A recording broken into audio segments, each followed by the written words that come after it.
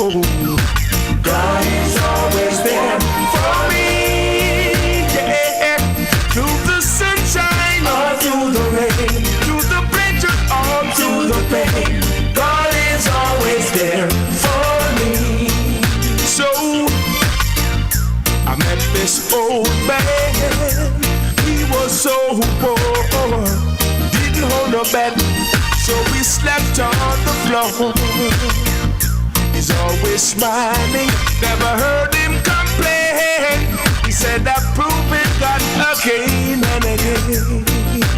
So no matter what the circumstances may be, God is always there for me, yeah. Through the sunshine or through the rain, through the pleasure or through the pain, God is always there for me. No matter what the circumstances may be, yeah. God is always there for me, yeah. Through the good times or through the bad, through the happy times or through the sad, God is always there for me. The landlord weighs the rent, school fee due, partner drop bones, and the youth them need you. Friends all ask me what I'm gonna do. I smile and tell them that God will see me through. So no matter what the circumstances may be, yeah, God is always there for me, yeah. Through the sunshine or through the rain, through the pleasure or through the pain, God is always there for me. So no matter what the circumstances may be, God is always there for me, yeah. Through the good times or through the bad, through the happy times or through the sad, God is always there for me. I met this old man.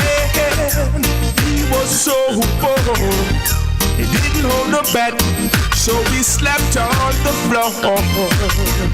He's always smiling, I never heard him complain. He said I've proven God again and again. So no matter what the circumstances may be, God is always there for me, yeah.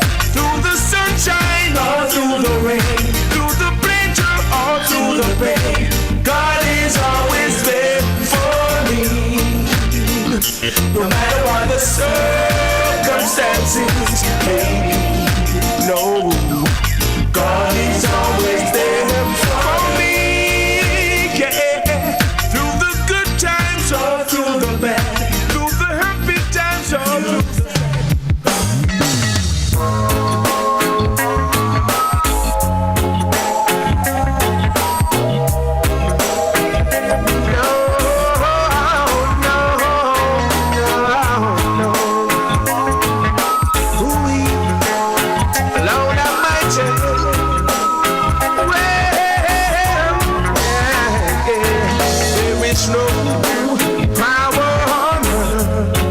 separate me from your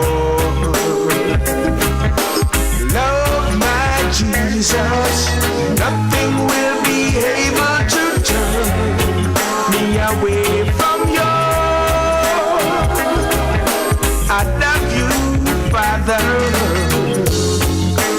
Anyhow, the afflictions of the righteous, the hearts of men getting more and more vicious. Brutality is on the increase. Tell me, when the love of God sees no power on earth to separate me from Lord. Love, my Jesus, nothing will be able to turn me away from you.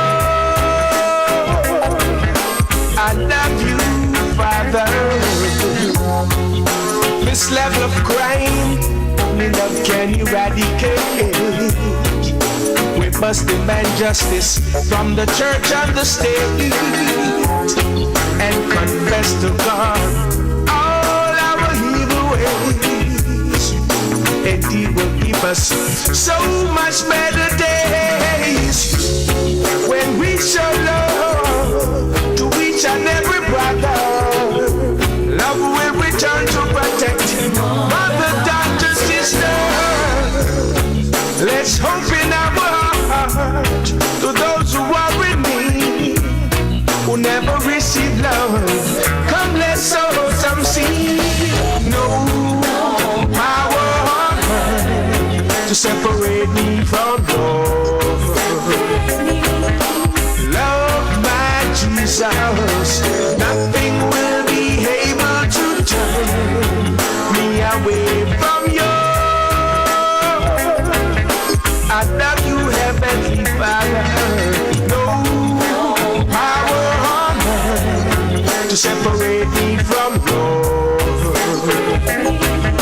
I love you, my Jesus. Nothing will be able to turn me away from you.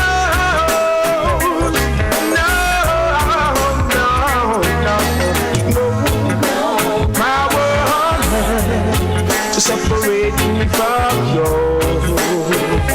No power, no, oh no, nothing will be able to turn me away from you. No, no power.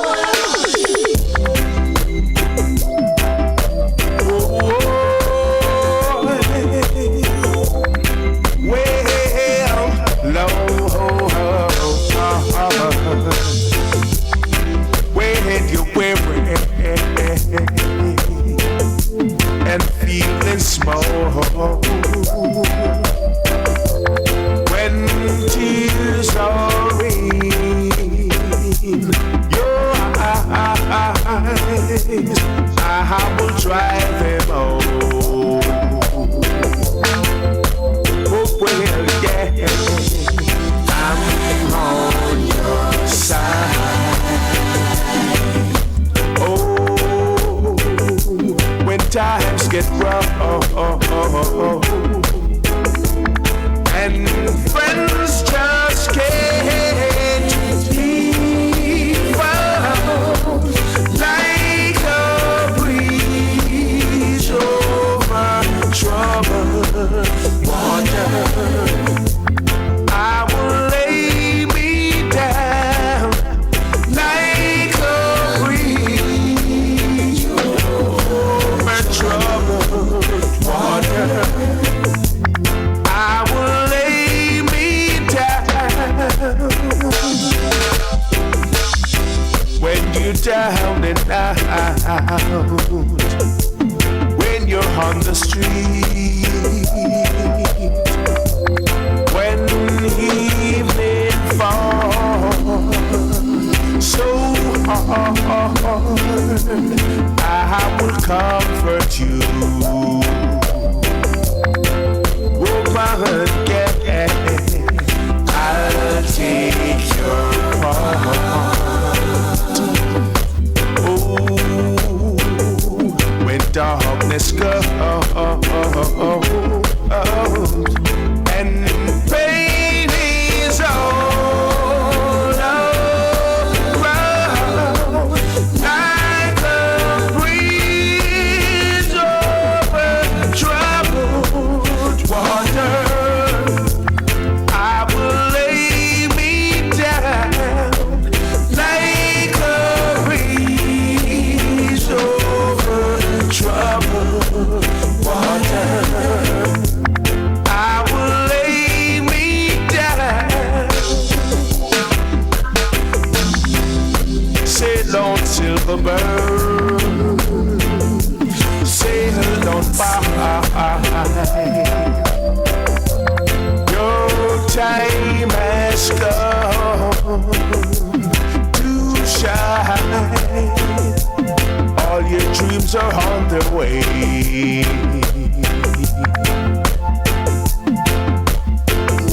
See how they shine. Lord, if you need a friend, I'm sailing right me like a breeze over troubled water. I will ease your mind like a breeze over troubled water.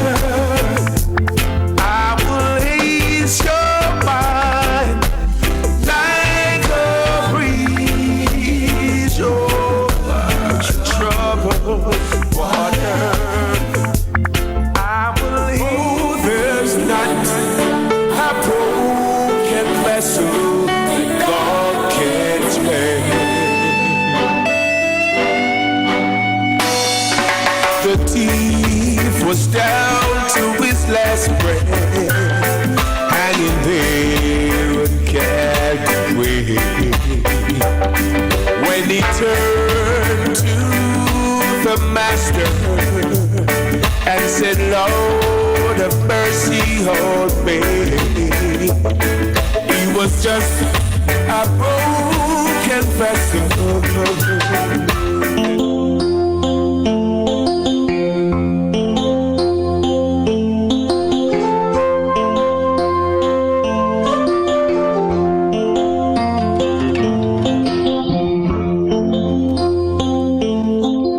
Yes, good afternoon to all my listeners and viewers. Welcome to Rebel Radio.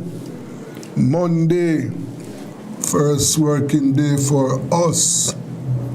And as usual, we have your plate packed with nutritious information. Yes.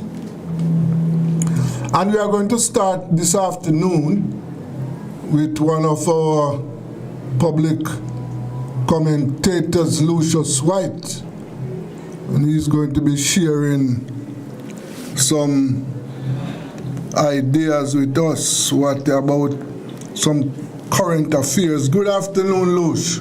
Good afternoon. Good afternoon, David. Yes, sir. And what are you seeing now? We are in the election period. Both parties are on the hustings.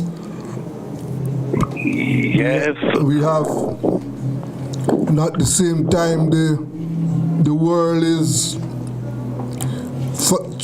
looking for solutions to the tariffs. Well, I know that contrary to the stupid idea that things won't be too bad for us, Jamaica is heading for a very, very, very tough time. Yes.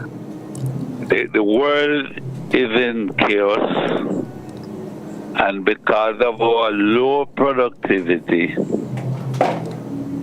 we are going to be in a lot of trouble. Mm-hmm. Because the amount of goods we import and the very little that we export means that there will be tremendous pressure on us as far as foreign exchange is concerned. Yes. And of course, that will push you further devaluation. And the devaluation is the greatest pusher for inflation. Yes, sir. So we are in trouble. Mm-hmm. We ought to or should have been strengthening our agricultural production and the training of our workforce. But we just keep talking and talking and pushing back and pushing back.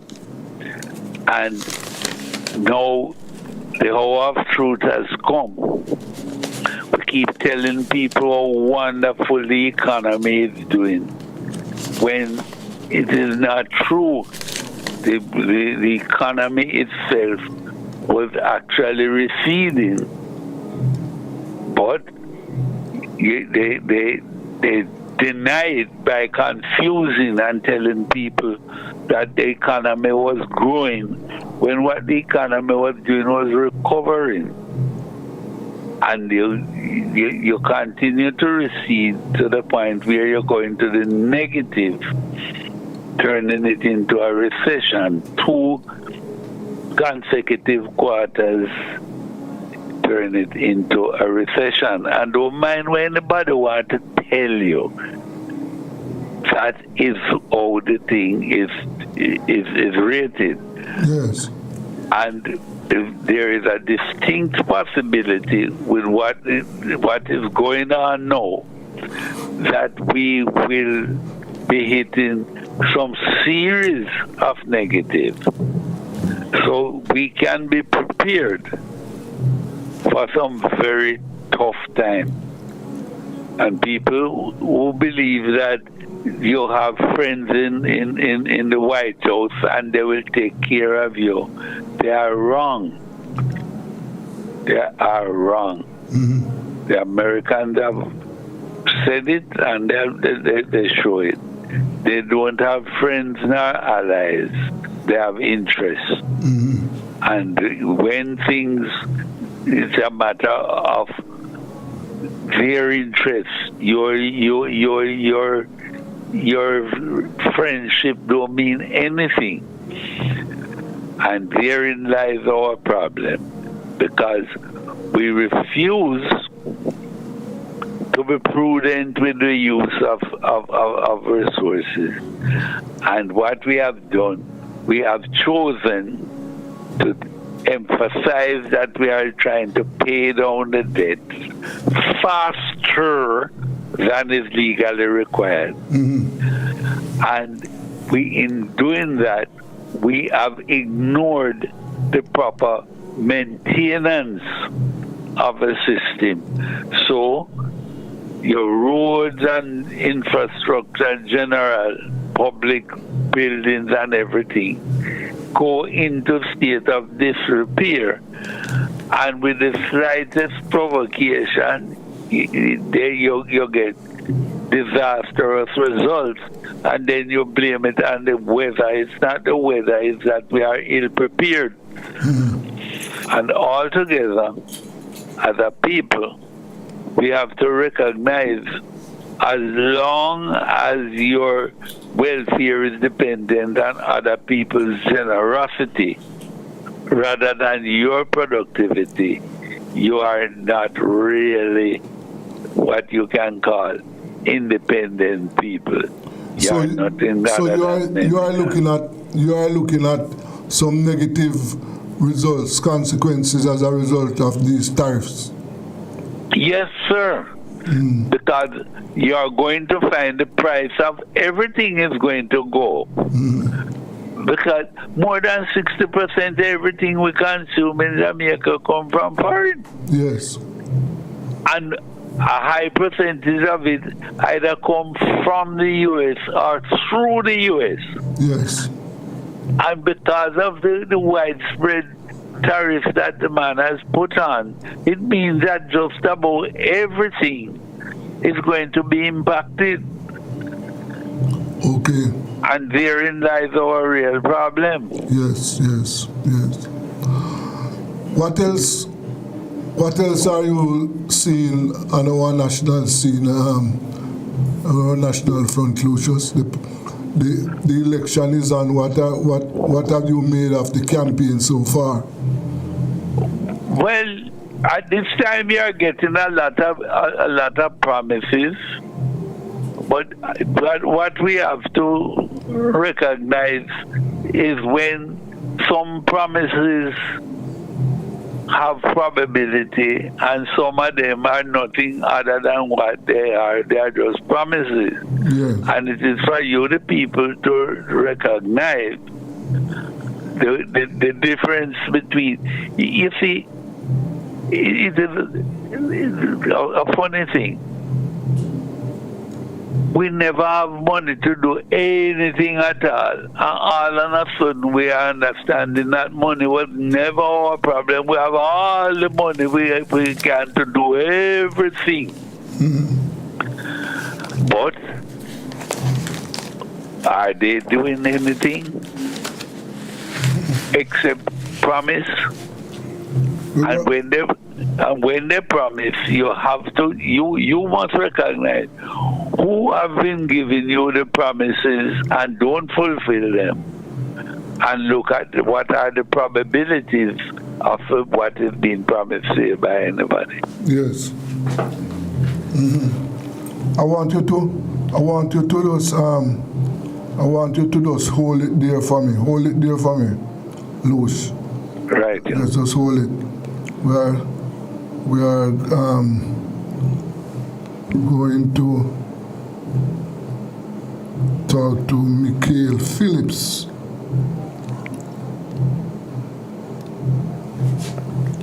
Yes.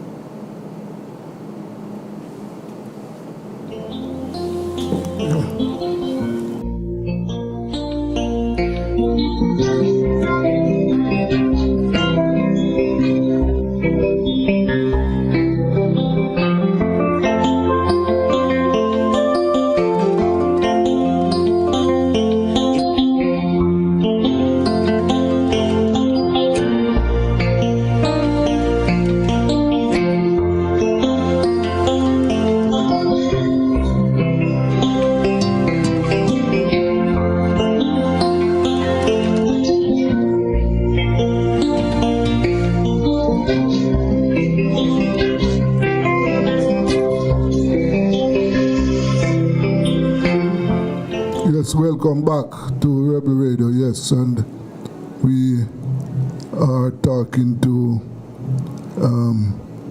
Lucius White. Luce? Yes, Luce. Yes, I'm still here. Yes, right, so you are saying that we should expect some negatives. Yeah, one second again, hold it there. Hold it there, let me.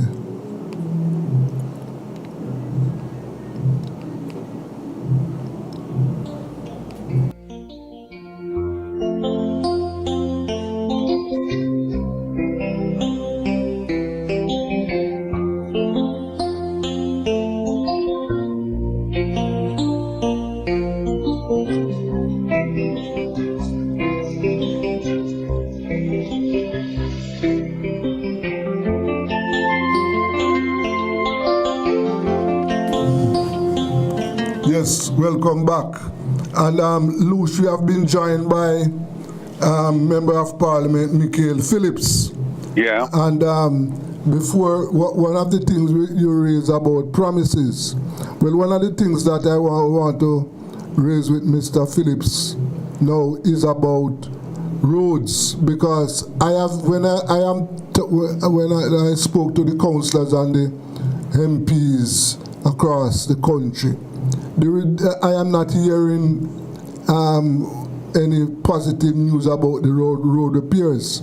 And I know that the Member of Parliament has been talking about road repairs in his constituency. How are those repairs going, Mr. Phillips? What has been promised by the government, or what they have marketed, that the spark and the reach will be the answer to the deteriorating road surface or network that we have, be it island-wide or in my extension in our constituencies, we are not seeing the reality that the resources that we have been given is adequate enough. I mean, it's a start, but it is woefully inadequate for the the type of road deterioration that we have seen over the years. So to give you an example, I mean, in December, the Prime Minister announced the REACH program, which is a $20 million program, $10 million in December, another $10 million here in the new financial year. And $10 million worth of work is a far stretch, or $20 million is a far stretch to even get the road, whatever road improvements that we want to do is a far stretch in getting it to somewhere that is acceptable. And then you have the issue of the procurement that also stalls the rollout of these road programs.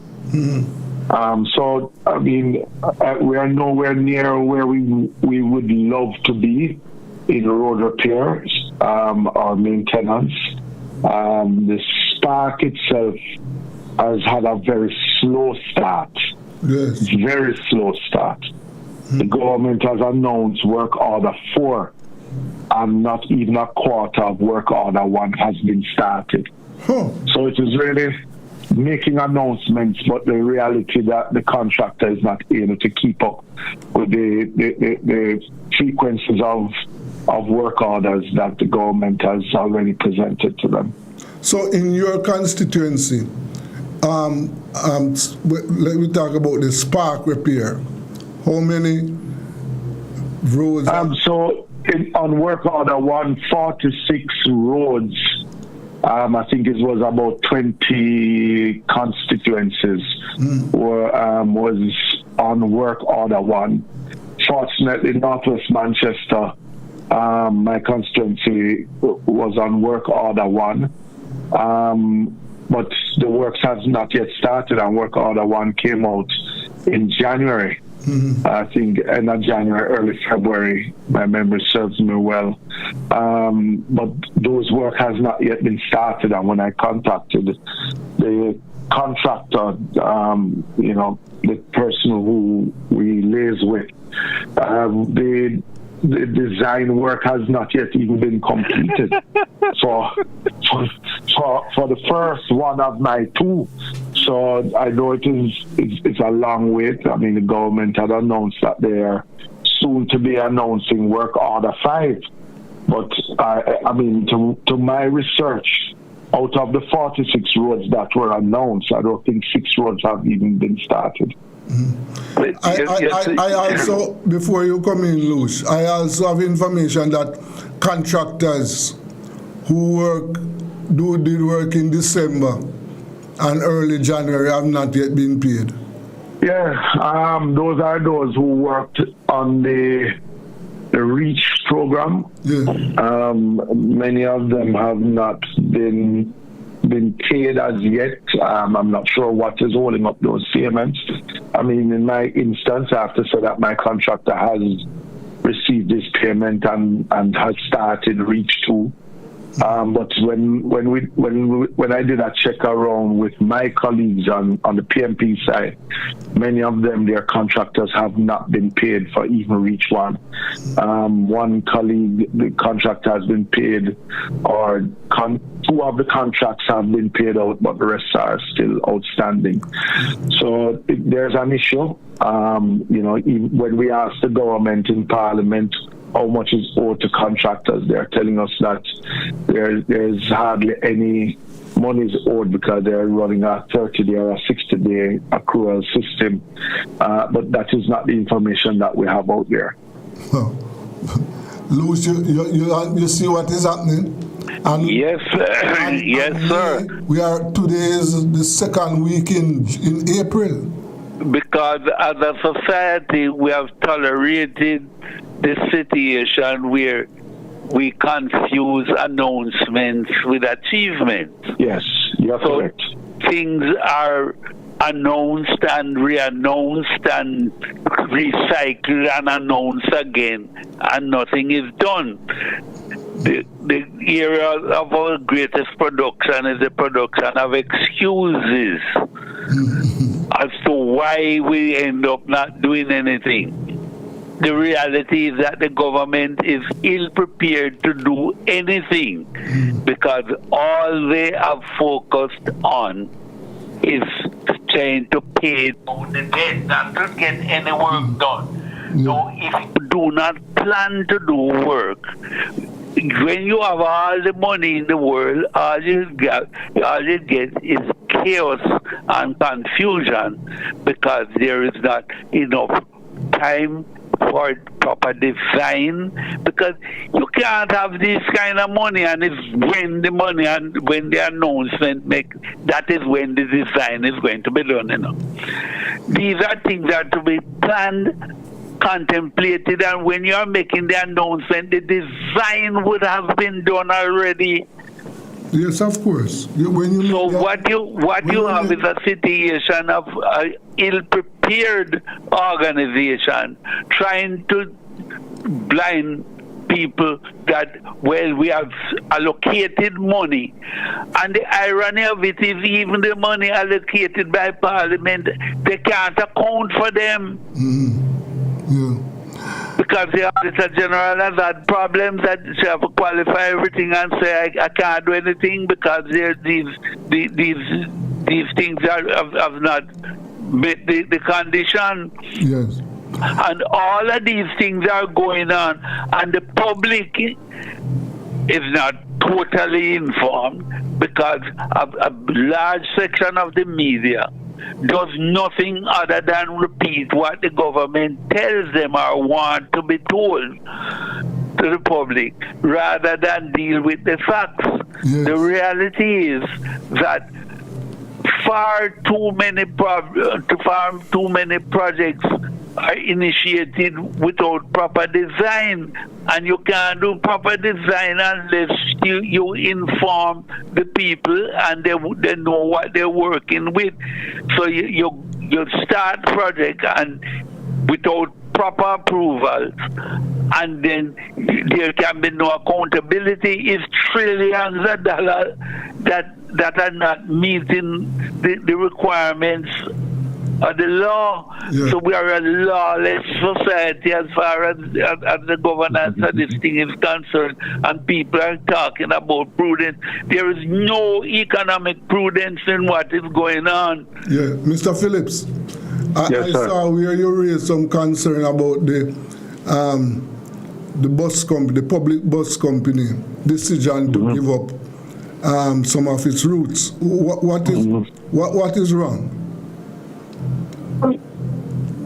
Well,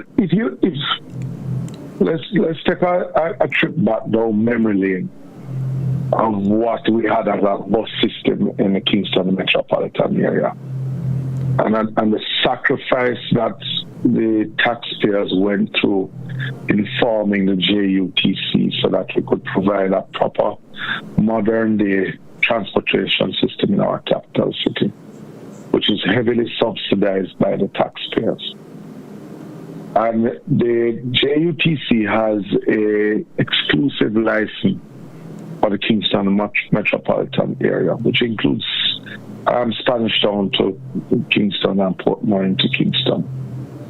And what the government is doing, what we have asked, or I should say, what we have asked is for them to provide the country, if they don't want to speak to us as the opposition in Parliament, provide the country with what is the overall plan in saving the JUTC and providing a workable transport system island-wide. So let us go back to where we're coming from. In 2016, Desmond, the JUTC was rolling out on a daily basis, not availability of buses. What they were able to roll out on a daily basis was about 400 buses on a daily basis. Okay. Fast forward to 2025 now, you're getting less than 200 buses on a daily basis. You mean with the injection, even with the injection of new buses?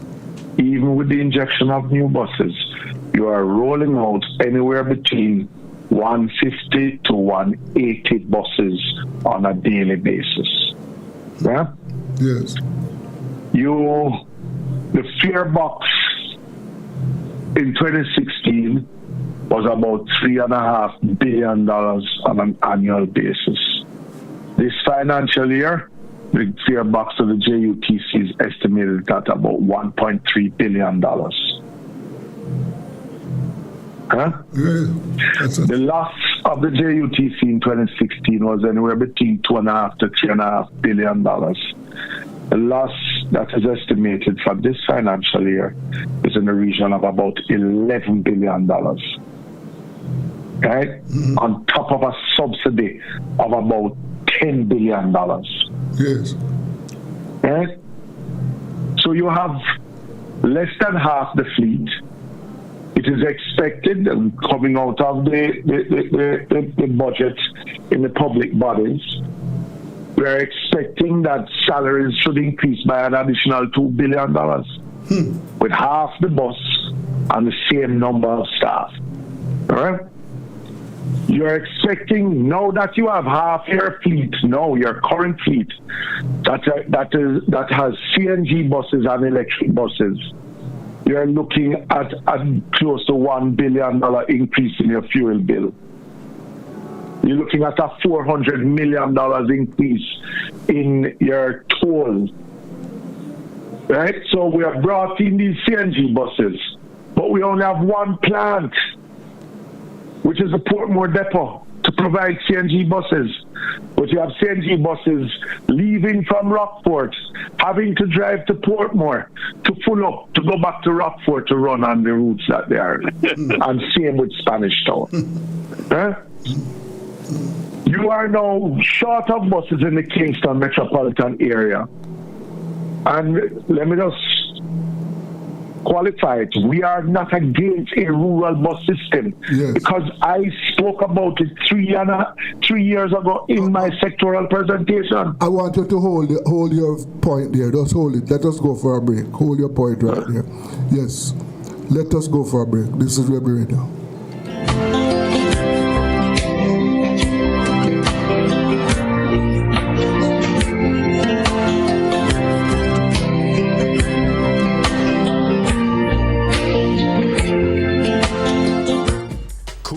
Service stations are the fastest, coolest service stations around.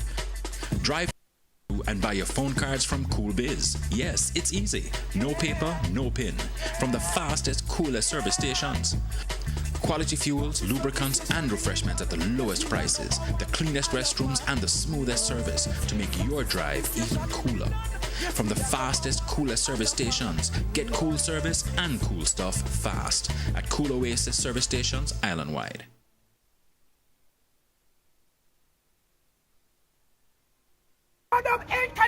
Drink come please never gonna tease her. Bang bang. You don't know it's a rubber dub elk tonic wine, the finest wine. So all of the man them wanna tune into the wine here, you know. You say if you don't want to go long and strong, you just tune into rubber dub.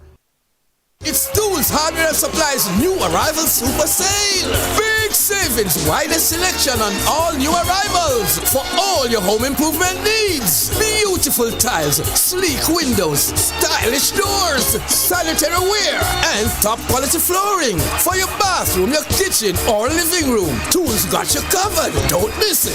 So come visit us at 279 Spanish Town Road, 4 South Camp Road, 8 Red Hills Road, or online at toolsja.com. Tools! The Lion King of Hardware.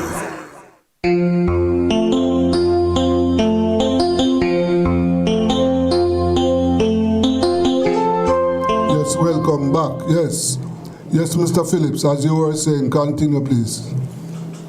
Yes, so you're rolling out, the JUTC is supposed to provide, if my memory serves, about 30,000 seats on a daily basis in the Kingston metropolitan area. They are providing less than 10,000 seats. So what that means is that you don't have enough buses to carry passengers. But yet still at the same time, the minister is rolling out a rural bus system using the same buses from the JUTC. And so when he came with the proposal to divest 23 routes from the JUTC, then we have to ask the question, then what will become of the JUTC. So in the past, the JUTC would have franchised out routes to operators, but they would have to use a certain standard of vehicle, which is a 15-seater at minimum. Right? Now, what they're doing is that they're doing these converting hackney carriage operators into route taxes. We have not had route taxes in the Kingston Metropolitan Transport area since the advent of the JUTC. But the minister and the team at the Transport Authority even went further.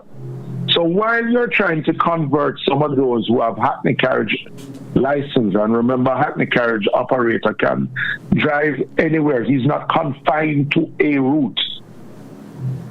You are at the same time opening up and issuing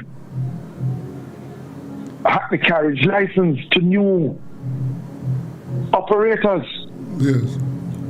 So what you're doing is tying the feet and hand of those who are converting from hackney to, but then you're pushing new competition to those operators. Because just as now you are not able to protect the JUTC routes from those who you have given hackney carriage operators, how are you now going to ask a man to give up one license to go into one that is limited, and then you bring in more competition on him? Mm-hmm. Hence why we said, what is a national plan? What is a national plan? You're now coming with a rural school bus system. Great. We support it. Right? But then this ad hoc way in policy direction from the Ministry of Transport cannot goes all well for the transport sector. Mm-hmm. The minister himself stood up in Parliament when we said that we don't agree with ride-sharing operators operating within our space without any law. That's 3 years ago. We still don't see anything come to Parliament. You have operators operating in the tourism sector, JUTA, JCAL, and other local organizations who are being squeezed out for foreign operators and these ride-share companies. Yes. So there's a lot in the sector to fix than just mere announcements of a school bus system here or a rural transport system. It is the same administration who had rolled out the trains back to Linstead. We said it was not workable because we have tried it in the past. And now they have to close it down because we are subsidizing it by $10 million per month. Mm-hmm. So this ad hoc wage is going to cost taxpayers. You still don't have adequate parking for those route taxis that they're trying to license in the Kingston area. Mm-hmm. You don't have no parking for them. Island-wide, you have limited parking, but yet still we are prosecuting those who we give license to. Yes. So before we come with any more grand announcements, then let us fix the problems that currently exist in the transport sector. Yes, yes. And our thing is not to squeeze out anybody out of the sector, because everyone should be treated as an investor in the public transport sector. Mm-hmm. But let us do it in a manner that is befitting for investors like anywhere else. Yes. You know, just before you called me, when you were calling me first, and I couldn't take up the call, I got a call from a company that does work for a large company in Jamaica, the cement company, who generally does work there. Sent in his bid and then turn up for work today and is being told that there's no work for his company anymore. The company has now brought people from Panama and all over to come and do work on the plant. Yes. If you look at the SPARK program, there's one. China Harbour has gotten all the packages for Spark. Yes. No local contractor. And if they don't want to employ any local contractor, there's nothing that we can do about it because of the type of contract that the government of Jamaica has signed off with China Harbour. Right? And as I see it, they are attempting to do all the work themselves. Okay. What happened to our local industries? And we are not protecting. We keep on complaining that our contractors not doing good work. Well, go out to Mandela Highway and look at what China Harbour did. Pothole killing it now, and half of the road is sinking. Out in St. Thomas, they had responsibility. And all of St. Thomas, nearly everything is being dug up. Yes, some local contractors were involved, but it was their contract, China Harbour. Yes. They're the ones who signed off on the work that was done. Yes. But where is the local supervision? Who is supervising the contract on behalf of the government? I am worried about the SPARK program, because this is coming directly out of the Ministry of Economic Growth and Job Creation. And I am not seeing where National Works Agency has control of oversight for the SPARK program. But NWA... But even if you give them oversight, they're still doing a shabby job at it, because they had oversight of the Southern Coastal Highway, Yes, St. Thomas Leg. Yes. And look at what we still got. Yeah. Yeah? So there's a lot to be fixed. Yes. But we are making just grand announcements, Yes. making it sound good, as if they are doing anything positive. Yes. That's when the last time you and I spoke. People calculation. $40 billion worth of road work for Spark. Right? Yes. And out of that 40 billion, it is $30 million per kilometer of road. Right? That's NWA's numbers. 30 million to overlay a kilometer of roads. So if you do that 40 billion into 30 million, you get about 1,300 kilometers of road. 1,400, around up to 1,500 kilometers of road. Yeah. We have 30,000 kilometers of road network island-wide in Jamaica. And we are only going to do 1,500. And you're only going to be doing 1,500. Now, we are not quarreling with the program, because road work needs to be done. Yes. It is that we have been saying to the administration that you have taken too long to pay attention to what has been going wrong. It is the same way they had taken 8 years before they decided to buy the buses for the JUTC. Yeah. 8 years.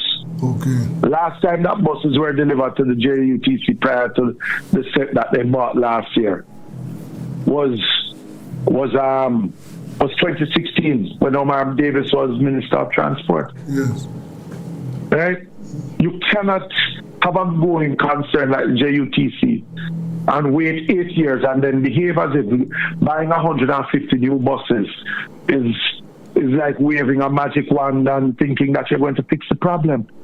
And because you have to catch up with 8 years of neglect. Yes. But evidently there has been no sort of program to ensure that these buses are maintained properly. Look, we have been spending nearly $2 billion a year on maintenance parts. But if you have a 10-year-old bus that is only supposed to survive for 7 years, it's going to cost you more to maintain. Yes, of course. Yes. It will. Yeah. Gentlemen. But are they being maintained? Because what is happening, they are dropping out. Is that a case that you still have them and them costing you to maintain? You know, apparently the money is evaporating because you have less bus and you're spending the same amount of money. Yes. So something is wrong with the governance structure. No, that's for sure. Gentlemen, we have a lot to discuss. Yes, gentlemen, we have to end it there today. But this is a topic, or these topics are topics that we have to discuss again, because I can tell you that the road repair program, based on the information when I talk to the people, it is not moving along properly. So I want to thank both of you for your time today, and then let as we say on Rebel Radio, to be continued. Thank you very much. Thank you very much, man. Yes. Okay. Yes, that was public commentator Lucius White and Member of Parliament Mikhail Phillips. Yes. And you heard them talking about the maintenance program, the road maintenance program. Yes. And we know that it is not working properly. No, it is not. Yes, we are going to talk with the PNP candidate, Ms. Stacey Knight. She is seeking to dethrone Member of Parliament Delroy Chuck over in North East, yes, Northeast St. Andrew, yes. Good afternoon, Miss Knight. Good afternoon, Mr. Desmond Richards. Yes. How are you? I am supposed to be okay. And that's great. Yes. Good afternoon to your listeners as well. I hope that they are not just supposed to be okay, but okay. Okay. Well. Now, one of the things I want to talk to you about in Northeast, I know, based on work that I have done in that constituency, that there is a lot of landlessness in the constituency. Yes. Significant numbers are living on land there that is not regularized. You're aware of that? I am absolutely aware of that, yes. Yes. And, well, MP Chuck is there now 20-odd years. Right? Yes. 28, almost, yes, 28 years. Yes. Now, when you talk to the people in those communities, what is your feedback, and what are your plans to address this issue? All right, well, let me clarify the issue a little bit, because there are a couple of different groups of people who, as you use the term, they're not regularized. Yes. Their land ownership is not regularized. There are two main groups of low-income persons who have this situation. Yes. One group is what is popularly referred to, and I don't love the term myself, but it's a legal term of art, and so as an attorney I will use it, squatters. Yes. That is people who have not established any right to possession or ownership of the lands that they are on. And I say not established because sometimes they do have the right, which is what the law of adverse possession says. The second group, though, is persons who land has been passed down, it's family land passed down from generation to generation. But it's not regularized because the land titles office of Jamaica still has the land in great-grandma who died in 19 how long? Yes. So the people who live on it can't get a title. They don't have a title because they have not probated or administered the estates of the descendants, the ancestors through whom they trace their ownership. So those two groups have that problem. Whether they need to trace the land through grandma, grandpa, come down to daddy and mommy, or They are living on the land in excess of the 12 years required or the 40 years for government land, but they have not yet acquired their title. Yes. What I can say is that it seems that during the tenure of the current MP, I don't think anything has been done to assist any of those two groups of persons. No, nothing has been done. Despite the fact that the MP is an attorney at law who practices in the area of conveyancing and would have significant knowledge that would, position him well to assist. But this hasn't been something that he has prioritized for whatever reason. And it is something that I definitely have already started to prioritize and will continue to do so until the landless have been, become titled owners, or at least those who won't have their title as owners, maybe a leasehold, whatever type of interest or security can give them security as this is their home, this is their spot. So that's one of my top 3 priorities, Desmond. The two of the other high priorities for me, the second one is security. And security really cuts across all income levels. It's not just the poor. It's not just the middle income. And it's not just the rich. It's everybody that is concerned about security. And in the constituency, we have real security problems. Some of the things that I intend to do to address security, one very basic thing is street lights. There are areas where crime flourishes because it's dark. It's that simple.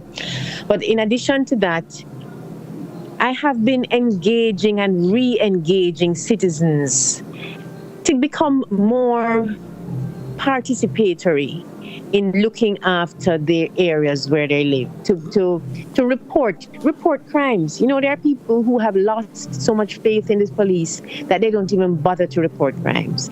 And I've been impressing upon them that even if you don't think that particular crime may be or can be or will be solved, by reporting it, you help the police to have the statistics so that they know what it is, what types of crimes are happening in this area or that area, so that they know where the resources need to be deployed in order to address the problem. If you don't report it, there's no chance of it being... Yeah. There's no chance of it being addressed because the people who to know about it don't know about it. Yeah. And so, yes, reporting to the authorities as well as reporting internally. Being our neighbor's keeper, our brother's keeper, looking out, re-engaging, reactivating our neighborhood watch and citizens associations, putting up cameras, linking those cameras into Jamaica Eye. All of these things that we as citizens can do to participate in enhancing security. And of course, there's a police anti-crime plan, which under this current administration, we haven't really, still waiting on the anti-crime plan. But I know that my administration is coming in with plans that will address security at all levels. I don't know what. Before you go on to your third priority, I don't know what is happening now. But one thing I can say about the Chuck's tenure, that the crime problem in Northeast has significantly declined, because when he took over that constituency, that was a bloody constituency. Yes. And he did some work there with the building of that police station there, and working with the churches and the schools. I know that they did a commendable job in bringing down the crime rate in Barbican and that in sections of that constituency there. Where most of his voters reside, right? But I don't know what is the situation now. Since last year or early January, I saw that there was some shooting incidents and all that. I don't know what is the level of security in the constituency now. Right. Yes. Recently there have been a number of shooting incidents and shootings that have led to death of residents. There seems to be a spike of that type of crime. And of course, there is crime of another type, which is not necessarily violent crime, but just theft. Yes. Yes, theft from people's homes. That has increased quite a bit. Okay. Quite a bit, yes. In a lot of people, cars being stolen, cars being broken into, people's yards entered, and things stolen from their veranda, things stolen from inside their homes. Burglary and theft is on the increase, I would say. Okay. Yes. Yes. So I was going on to say about my third priority. Right. And perhaps I could have said this one was the first, because it's I think it is the foundation, and that is education and training. Our young people, our children, starting with early childhood, we need to do more to ensure that literacy, that children are leaving school literate. And we are finding that there are a lot of children with special needs who cannot be, taught. They're not learning. There's not space for them in our schools, in our regular public schools. Children with special needs do get left behind. Yeah. Though the ministry has a slogan that says no child left behind, special needs kids are being left behind. Every child can learn, every child must learn, but children with special needs do not learn in the same way as regular children. And so there needs to be in every school or in every community as a school, whatever way we're going to address it, there needs to be that every child with special needs can find a space where there are teachers who are specially trained who can address and teach them. Yes, so children with autism, with cerebral palsy, all the various illnesses, children with behavioral problems, intellectual disabilities, or even physical disabilities. Yes. These children are not the schools are not accessible to these children, and learning is not accessible to these children. We have to address that. Okay. And then with our school leavers, the training for our post-secondary education, somehow we seem to be missing the boat on that. So many of our school leavers are not skilled enough to enter the workforce, and are also not motivated to go and seek the skills. There are places like HEART, but we need to have more conversation with our young people. And so I've been engaging young people all across the constituency to gain a better understanding of why is it that they feel no hope? Why is it that they are not looking to be upskilled so that they can either become employable or that they can start their own businesses? Okay. I also know that there is an issue now that it was a problem that was growing, and that is the development in the constituency. Housing development, I'm talking. That yes. There were some development that were not properly approved, and residents were complaining that their the housing situation in the constituency is being changed, and in some cases they are breaching the law. Have you encountered any of that since you entered the constituency? Yes, man, I have definitely. And you say since I entered, I've been living in this constituency for virtually all my life. Oh. Back. But I know when you say entered, you mean in my current capacity. Yes. All right. So you're aware. You're aware of that. I'm aware. Yes. Yes. There are several developments that are actually going through the court system. Some of them are just routine modification or restrictive covenants, but some of them are not routine at all because there have been objections. And once there is an objection to a restrictive covenant being modified, then it becomes a triable matter in the court. Yes. And there are some that have received quite a bit of media attention where the courts have declared that the construction that's taking place is in breach of the whatever permissions were granted. There are developments that are in limbo, awaiting a final decision as to whether the construction that has been put up, being in breach, should be demolished. Yes, there's some awaiting that. There's some where demolition orders have been given and those orders have been appealed.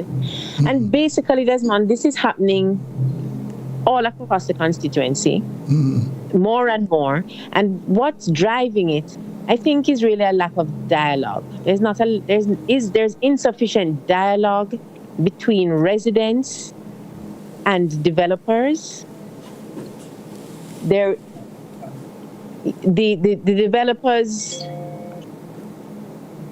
aren't required to speak with the residents in the area.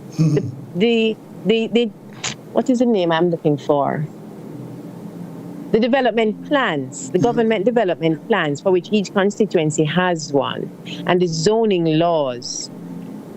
I think that these laws, the whole system of how development and planning takes place, needs to put more onus and make it mandatory for dialogue to take place between existing residents and planners and developers who plan to change the nature or character of a neighborhood. It just all goes better for relationships, You're going to have to live next door to the new development if you were there before. And so it makes it less conflicts, much more manageable and sustainable when there's dialogue before, so that there's give and take and compromise. Because nobody expects that a neighborhood is going to remain the same way forever. No. But the change should take place in such a way that those who live there can continue to live there comfortably, and that's not always happening. Hold your thought for me. We are going for a break. This is Rebel Radio. Let's take a break.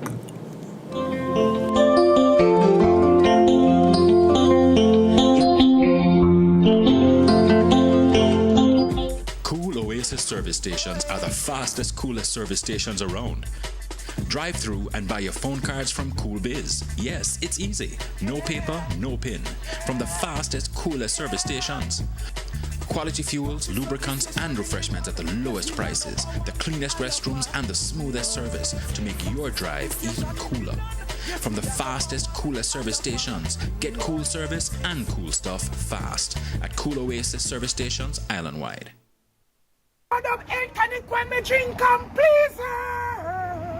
Never gonna tease her. Boom, bam. You don't know it's a rubber dub, elk, tonic wine, the finest wine. So all of the man them wanna tune into the wine here, You say if you don't want to go long and strong, you just tune into rubber dub. It's Tools Hardware and Supplies new arrival super sale. Big savings, widest selection on all new arrivals for all your home improvement needs. Beautiful tiles, sleek windows, stylish doors, sanitary ware, and top quality flooring for your bathroom, your kitchen, or living room. Tools got you covered. Don't miss it. So come visit us at 279 Spanish Town Road, 4 South Camp Road, 8 Red Hills Road, or online at toolsja.com. Tools! The Lion King of Hardware.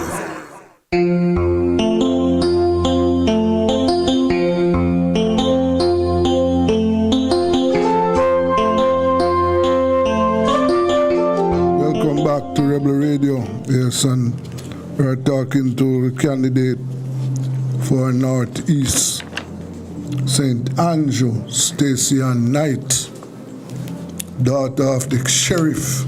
Yes, Stacey, you were continue making your point. I forget which point I was on. What was I on? We were on. You were talking about the lack housing of and the zoning and the yes, planning yes. development. Yes. Yes, I think I had made that point, really. Okay. So, let's move on. May I just interject at this point here? Yes. I mentioned education and training. And I just want to put a little plug here now for a education forum that I am hosting this week at the Shortwood Teachers College at 3 p.m. Wednesday, the 16th of April. Starts from 3 p.m. for registration for attendees. About 3:30 we will start the forum. And formally, what we are going to be doing here is discussing the plans that the People's National Party administration has for education when we form the next government. Yes. Senator Damian Crawford, who is our spokesperson on education, he will be keynote speaker. He will be there to speak to his plans. So we have invited and continue to invite stakeholders in education, teachers at all levels, from early childhood right up, lecturers, school administrators, and parents. Parent teachers associations, anyone who is a stakeholder in education, anyone who is interested in participating in making the decisions to see to how education will be transformed under the next administration. Yes. If you have that interest, then this forum will be of interest to you. So it's this Wednesday, 3 p.m. at the Shortwood Teachers College. Okay. All right. That is a good move, a right step in the right direction. But Stacey, you're invited to, Desmond, if you can make it. Yes. I know this is. I might not be able to make it at that time. It says 3 p.m. That time I'll be on air. Okay, we go up until 7. We're going until 7 p.m. Okay. All right. Yes. But Stacey, I know that you have is a big challenge that you have taken on, and it is going to require a lot of effort. And I just remember places like Morgan's Lane, Cruiser Gully, Grand Spain, and Belgium, are among the communities that when I went there, that are, littered with poor social conditions, sewage problem, and all that kind of issue.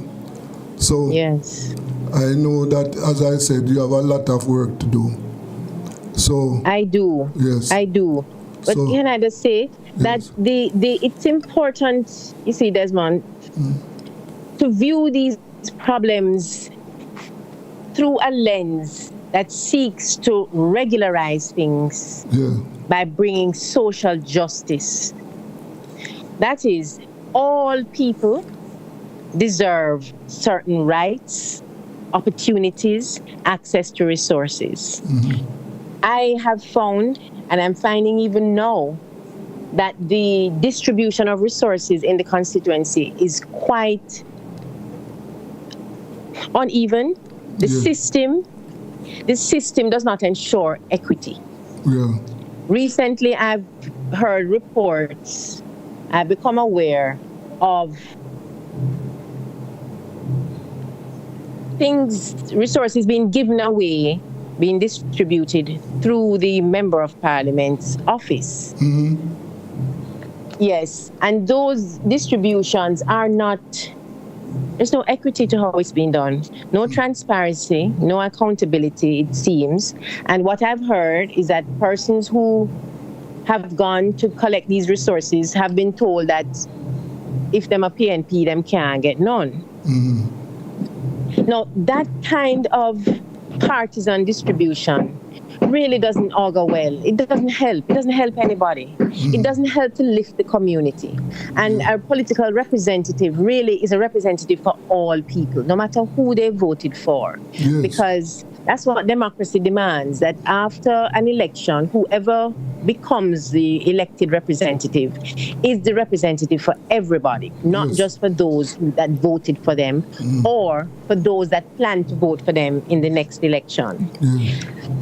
And so I really just want to call for an improvement to the system of distribution, that there, so that it wouldn't, something that doesn't allow for any accusation of bribery or vote buying. We don't want it to seem that way. So a more equitable distribution is what I'm calling for. Okay. Yeah. All right, Stacy. Let us end it there for today, but to be continued. We have to keep these issues on the front page. So Thank you very much. So thanks for your time. Thank you, Desmond. Thanks for having me, and thanks to your listeners. May I just as a parting shot, just to say that I am accessible to my constituents by phone, by WhatsApp, email, can discuss issues. Already in several communities, I'm formulating plans with agencies like the National Works Agency, JPS, National Water Commission, to bring resources to the communities that don't already have these things. And if your community needs that type of action to take place, you can reach out, because that's what I am here to do. To bring about action that will make sure that every community and every individual, every constituent has access to the kind of success through the resources that they need. All right. Thank you for having me, Desmond. Thanks very much, Ms. Knight. Okay. Take care. Yes. God bless. That was the PNP candidate for North East St. Andrew. Yes. Let us take a break.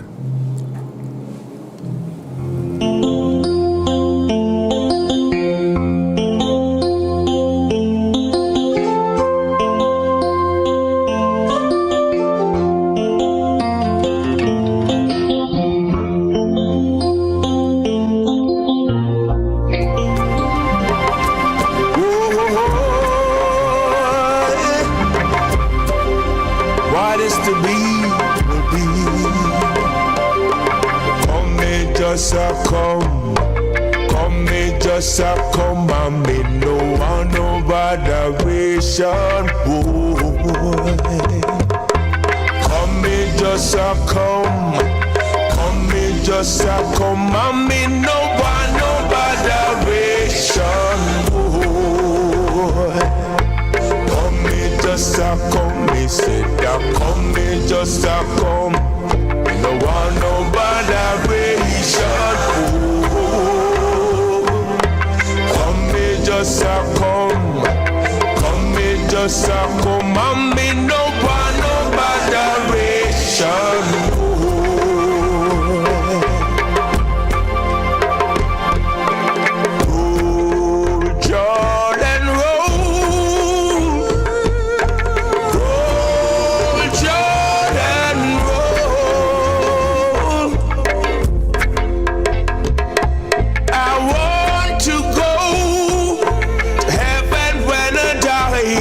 Just to hear Jordan roll, roll Jordan roll,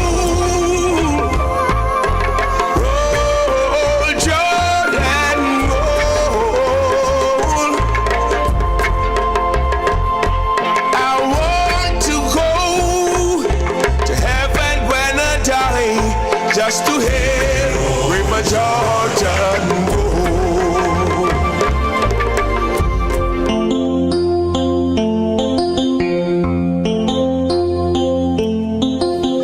Welcome back, and we are going over to Guyana now. Yes, you know, we at Rebel Radio, we try to keep in touch with our Caribbean neighbors to find out what is happening. And we are in Guyana with our colleague, senior journalist Adam Harris. Adam, good evening to you. And the same to you, my brother. Yes, sir. So I know that it is politics time now. Elections are in the year. What is on the political front burner in Guyana? Well, you know, for nearly 2 decades, there were calls for a clean voters list because it's difficult to remove the names of people from the voters list. So dead people are on the list. People who have migrated are on the list. The last government tried to do a complete house-to-house registration. That was objected to. Eventually, the matter went to court because it was in the interest of some not to have a proper voters list. So the list is much larger, almost as large as the population today. So there have been protests outside the Elections Commission every week. That has not changed. Then there have been calls to biometrics. Biometrics have not been introduced. At one stage, the Guyana Elections Commission said, well, it will have to take time and training and all of that kind of thing. But it was pointed out that all of that could be done within 3 months. And this was more than 3 months ago. But there was no move towards biometrics. More recently, though, the Elections Commission has a legal officer, and he gave a view that suggested that, look, the person who votes must have a fixed residence. For the general elections, okay, you can give any address. But for the regional elections, to say, I live here, you need to have that established. That matter went to court. The Chief Justice said the laws are all over the place. So she couldn't give a ruling to insist that residency is a must. Well, the legal officer did say that you should have 2 sets of ballot paper, because the ballot paper is, you give one slip, you vote at the top for the general and the bottom for region. So even if I don't live in the region, I can still vote because the opportunity is there for me to vote. The paper has the 2 ballots. That legal officer eventually did not have his contract renewed because he angered the government side on the commission, and the chairman of the commission voted with him. We voted with the government side again, because the people have been saying all the time, she's siding with the government side on the commission, and a lot is not being done. So she did it once again. There was a press conference where the opposition commissioners really vented their spleen. They were very angry that they felt the chairman did not examine the situation properly. And she took a political position to vote against the man having his contract renewed because he made a decision that the chief executive officer of GCOM did not agree with. Now the argument is the CEO isn't a lawyer, so any position he offers is his personal opinion. The lawyer gave a legal position, and that angered all of them. So that's where it is now. We don't have a clean voters list. We don't have biometrics. And now we don't have a legal officer for the Guyana Elections Commission. So only God knows. Yes. So from all indications, the upcoming elections will be held on this dirty list. All right. Yeah. You know, it's the elections are going to be a mess. But, you know, the threat is that, look, the people have been taking this thing for too long, and the fallout could be serious. But if I recall, Could be very serious. if I recall, the last election results were very controversial. There were several challenges. Yes. Is it that we are heading in the same direction? Well, the challenges are one thing. Up to now, some of the elections petitions have not been heard. They're just sitting in the court. So you haven't a decision one way or another. Yes. And that in itself is worrying.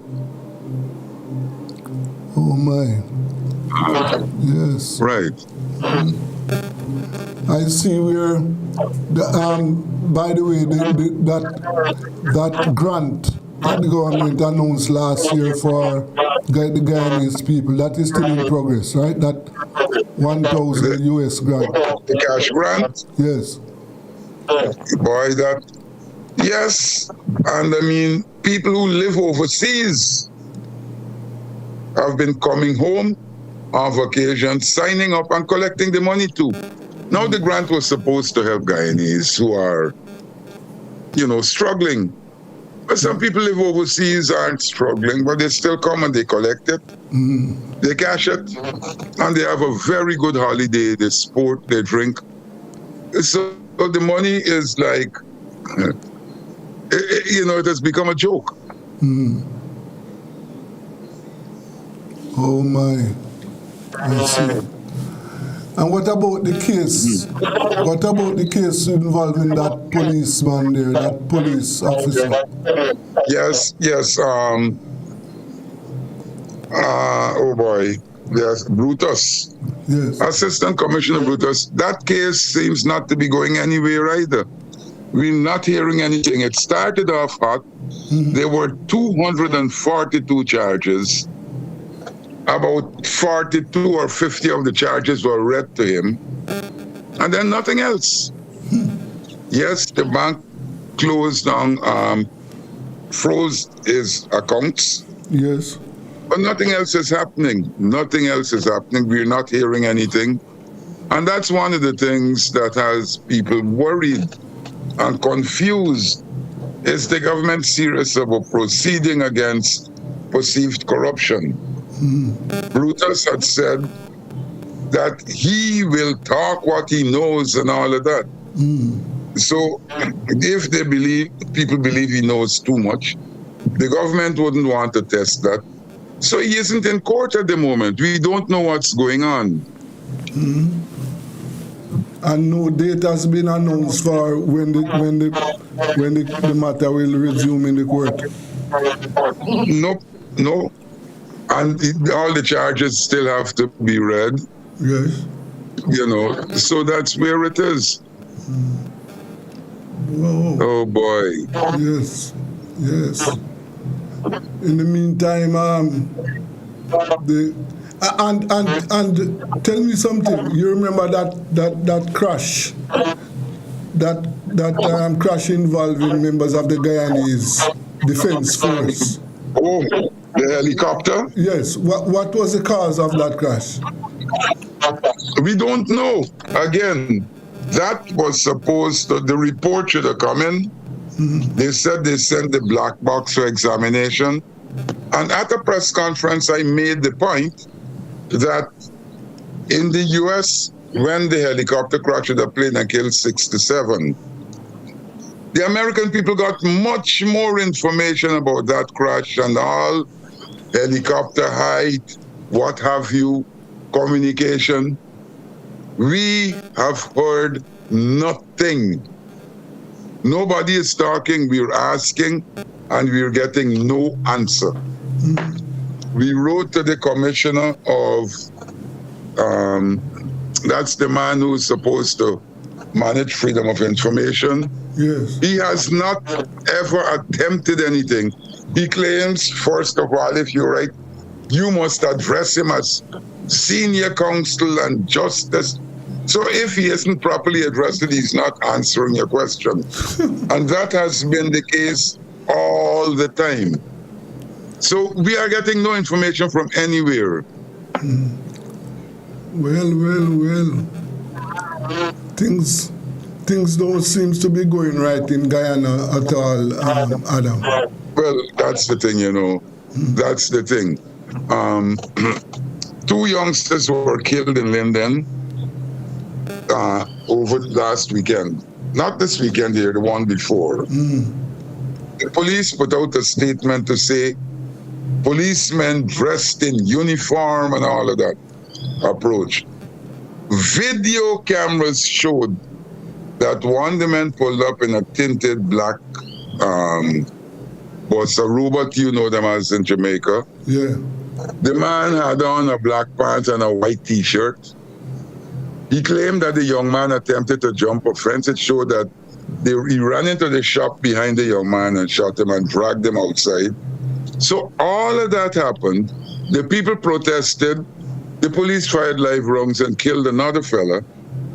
And then you talk about the regional security system, which is not equipped to conduct investigations. And we've been saying that all the time. But they came, they did some interviews over the weekend, and we're not hearing anything more. Boy. Not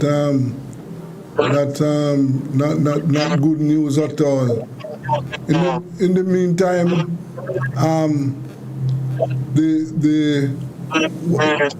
what has happened to that matter? What is the latest on that matter where over 100 names were found at one address? Which one? We are over 100. I didn't hear everything. Go back again. When over 100 names were found at one address. And, yes. The registration. What is that? Is still there. That is why they went to court. To have them prove residency. And the Chief Justice said she couldn't prove residency. She couldn't force the law to a man must prove residency. So, as somebody said, I would not be surprised if people go and register with my address and be allowed to vote. I would not be surprised. In short, you give any address and you're allowed to vote. So those, as it stands now, those 100 names, they are still registered as voters. That's correct. They're still registered. Oh my! You know.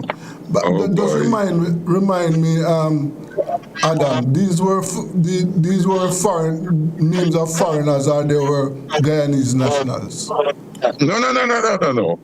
A lot of them, we suspect are Venezuelans who came in, and they claim that their parents were Guyanese, so they are Guyanese. And they got birth certificates, illegal birth certificates, and all kind of thing. So that is where the confusion is. Yes. So as it stands right now, the reports where Venezuelans are coming in and are being given citizenship, that continues. That's correct. As a matter of fact, yes. Anybody from any Commonwealth country who lives in Guyana for a year can vote. If you come down here, for example, and you've been here for a year, you can vote. Oh. Well, yes. Sorry. Yeah. That don't sound good at all. No, not at all. And well, the opposition. What is the opposition doing and saying about this irregularity? Well, we have protested to the international community. We tried to use the court. We tried picketing. Everything they have tried. Everything within the law they have tried so far. And that in itself seems to be getting nowhere. I mean, reporters ask questions, they rarely get answers. it's a peculiar situation, my brother. Yes. Very, very. Yes. Meanwhile, the government has a way of sharing out money. So you give a poor man money, and he is quite happy. How much money he doesn't care. Once he gets some money for today, man, he doesn't care. And that is the problem too. Okay. Well, Adam, it will appear as if this election is going to end up like our last election, you know. And there seems to be there are indications that there are going to be controversy over the election results. Yes. All right. Well. Oh boy. Let us keep watching what is happening, Adam. Thank you very much for the time. Okay, my brother, and thank you for having me. Yes, sir. Thanks a lot. That was all right. It was our senior journalist here, Adam Harris, keeping us abreast of what is happening in Guyana. And the information so far, you know, don't sound good at all. Too much controversy there. Too much. Well, let us see what is going to happen. We at Rebel Radio will try to keep our listeners informed about what is happening. Let us take a break. This is Rebel Radio.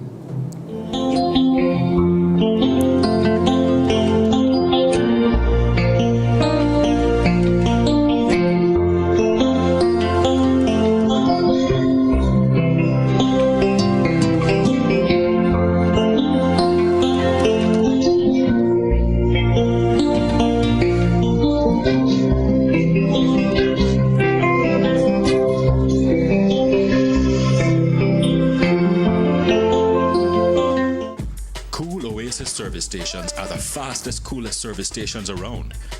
Drive through and buy your phone cards from Cool Biz. Yes, it's easy. No paper, no pin. From the fastest, coolest service stations. Quality fuels, lubricants, and refreshments at the lowest prices. The cleanest restrooms and the smoothest service to make your drive even cooler. From the fastest, coolest service stations, get cool service and cool stuff fast at Cool Oasis service stations island-wide.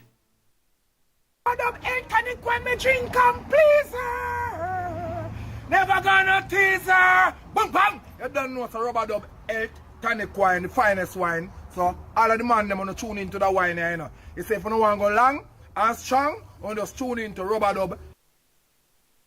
It's Tools Hardware and Supplies new arrival super sale. Big savings, widest selection on all new arrivals for all your home improvement needs. Beautiful tiles, sleek windows, stylish doors, sanitary ware, and top quality flooring for your bathroom, your kitchen, or living room. Tools got you covered. Don't miss it. So come visit us at 279 Spanish Town Road, 4 South Camp Road, 8 Red Hills Road, or online at toolsja.com. Tools! The Lion King of Hardware.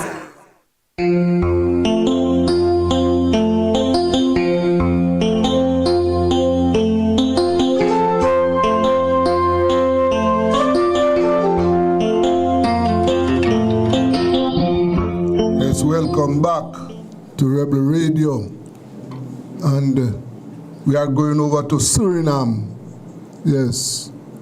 And you know that Suriname, just like Guyana, Jamaica and Trinidad, are preparing for elections. And we have with us president of one of the parties over there, the National Party of Suriname, Dr. Gregory Rusland, with us this evening. Good afternoon, Dr. Rusland. Good afternoon. My regards to all the Jamaicans, our Caribbean family. Yes, sir. Thank you very much for that.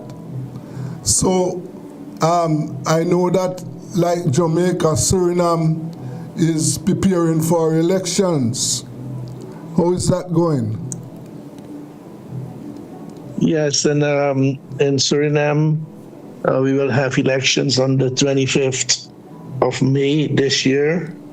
We have elections every 5 years. And the way it works is that the population, the voters elect the members of our National Assembly. We have in total 51 members. And out of those members, there is an election for the president and the vice president. And they have to be elected with a 2/3 majority. That means out of the 51 votes, you would need 34 seats. If you have formed a coalition that can depend on the 34 seats, then of course you're in business at once. But if the president and vice president cannot get the majority of 34 seats, then we have to go to a larger representation of the population, and that is, besides the National Assembly, the representation at the lower level, the regional level, and the district level. That means another, I think, about 850 to 875 seats that are taking part in that election. But in that election, the regular majority counts. So it's a process that we have in Suriname. It's a system that has been developed over the past 50 years, since our independence in 1975. And again, we're looking forward, and everything is proceeding reasonably well, going to the elections of the 25th of May coming. Okay, I see. So your party is one of the smaller parties. Is it that so? Well, the number of seats we received in 2020 is 3 seats out of the 51 seats. Okay. But you have to recognize that for the past 50 years, we have had a system that we call the district system. The district system is a system whereby every district, we have 10 districts in Suriname, and every district is assigned a certain number of seats for the representation of that specific district.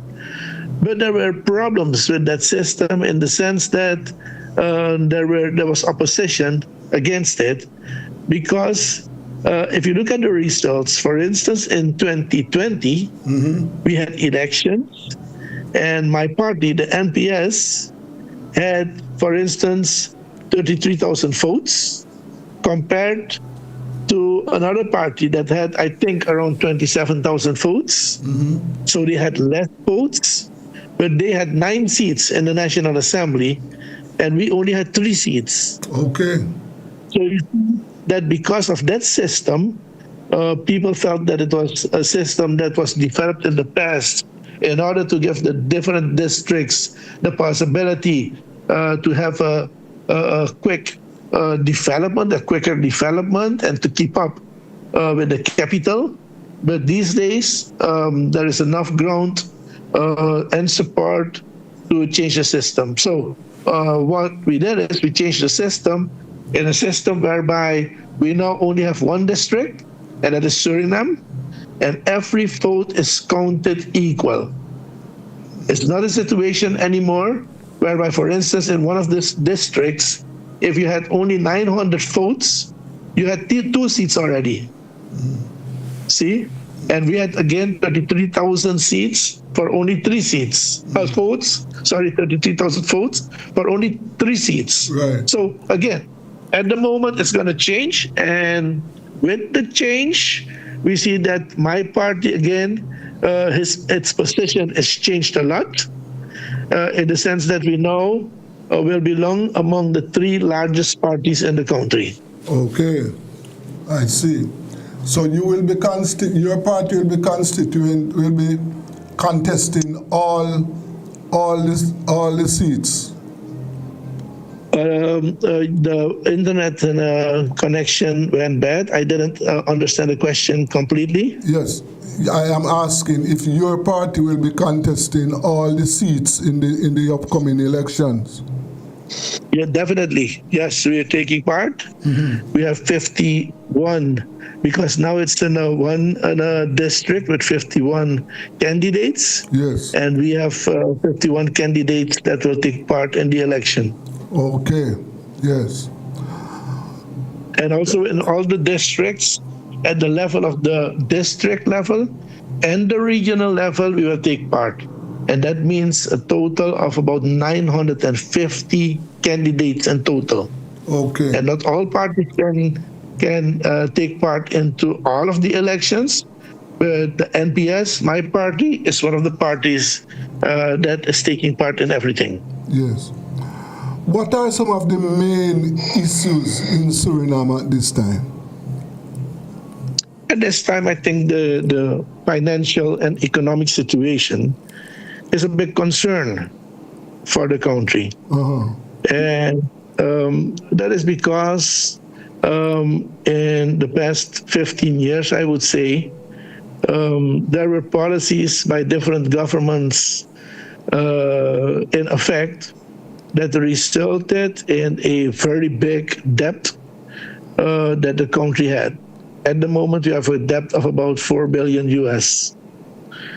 Under normal circumstances, that would be very bad because we are a population of about 600,000 people. Mm-hmm. We have income out of gold and oil onshore.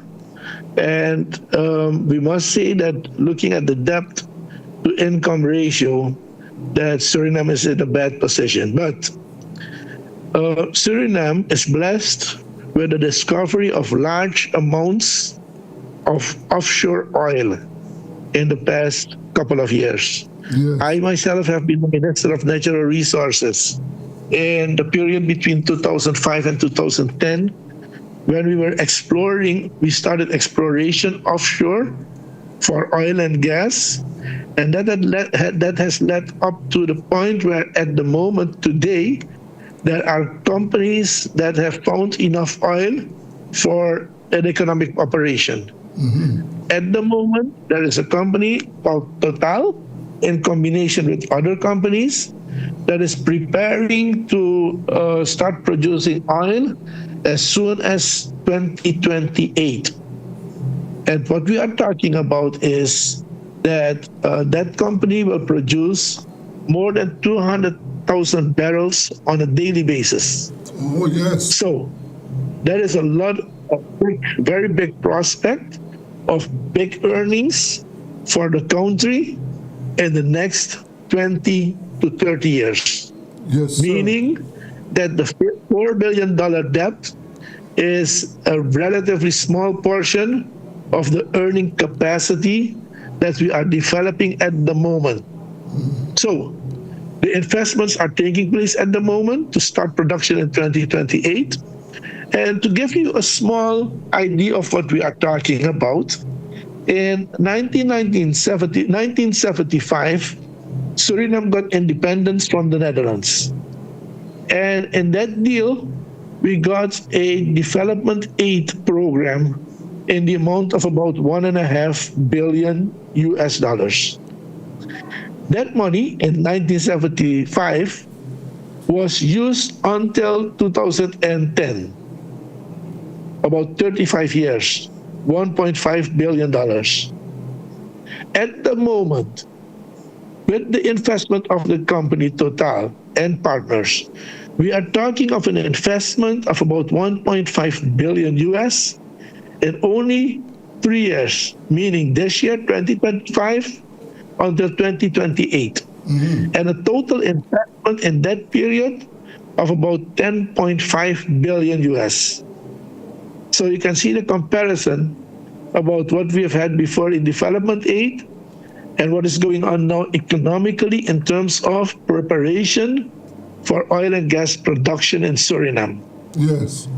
What one of the major concerns now is that we need to have measures in place in order for the situation that we want to have a situation that no government in the future should be able to overspend that money in different things, including corruption. So what we have to do as a country at the moment is prepare the rules and the laws in order to be able to have good governance, in order to be able to have wise spending and savings with the money that is going to be earned in the next couple of years in Suriname. That's a major concern at the moment. Because as you know, we have different countries in the world that have gone through the natural resource curse, meaning that you can make a lot of money, but your population is still poor. Yes. And we don't want to go to. So as far as the NPS is concerned, and we have a track record in Suriname of good governance, we are preparing for a system whereby every Surinamese, no matter what ethnicity you have, no matter what religion you are standing by, that we will be able to give everybody their fair share of the earnings that Suriname is going to get in the future. And of course, we would like to save enough for the generations to come. So that's the biggest concern at the moment. Again, we have examples in the world. Venezuela is one of them. Equatorial Guinea is one of them, where a lot of earnings were made in oil and gas, but the population is still poor. And we need to learn from those situations in order for that not to happen to the population of Suriname.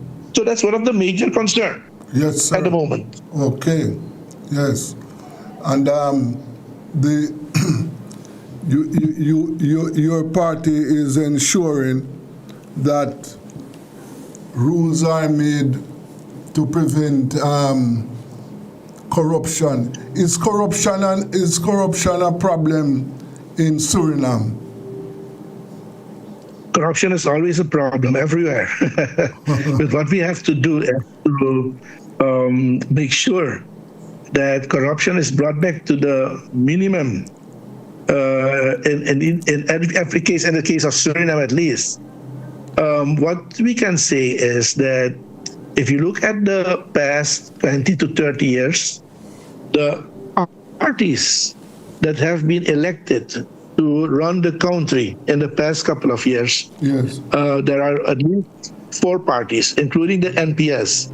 We had the presidency 3 times in the past couple of years. I think in the past 50 years, the NPS had the presidency about 3 times. And the last time was between 2000 and 2010. What we have seen in that period is that the MPS in 2000 took over a situation whereby Suriname was nearly bankrupt.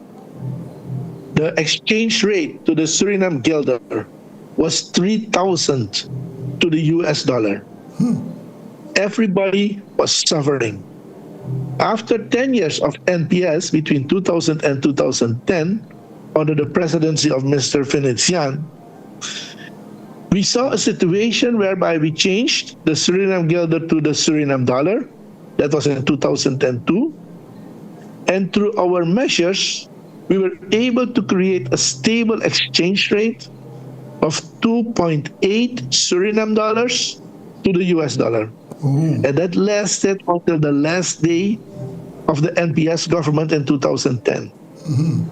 In 2010, another party took over, a party called the NDP. That was the party of the former military dictator, Mr. Bouterse. Yes. And under that party, we see that the exchange rate went from 2.8 Suriname dollars to the US dollar. It went to about 19 US dollar, US Suriname dollar to the US dollar in 2020, after 10 years of that government. But the additional problem with that government was that in 2020 we inherited very large, how do you call it, debt, international debt, where under normal circumstances Suriname would have big problems of paying off that debt. Now again, we see light in the tunnel, and that's the light with the oil and gas offshore that could get us out of this problem. In 2020, we got another government where in the beginning, the NPS, my party, participated in, but we left that government in 2023, January, because we were not happy with the way the decisions were taken and the measures that were taken on behalf of the country. So that those parties, and that's the VHP and the ABOP, the two parties active in Suriname, under those parties at the moment, the exchange rate continued to increase further. And at the moment, I think for the US dollar, it is about 38 to 40 Suriname dollars to the US dollar. That's the current situation. And we don't know what's going to happen in the coming days because the government is over spending in order to get elected again on May 25th. But I'm sure the population knows better. So what will happen is that for the next government, it will be a big challenge to keep the balance and create a stable exchange rate to the Surinamese dollar. That's going to be one of the challenges for the next period. Yeah.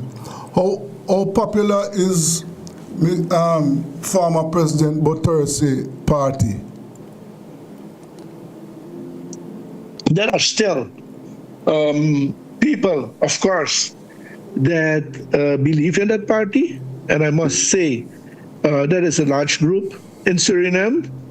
But they will be one of the, I would say, three larger parties that are taking part in this election. Okay. Yes.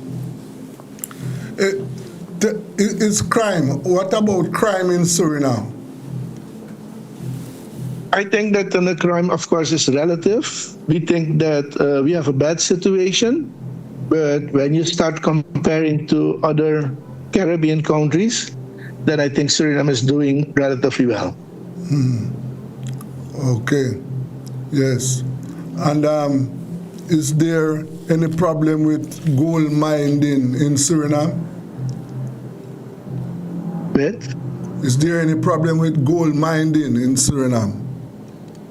Gold mining? Gold mining.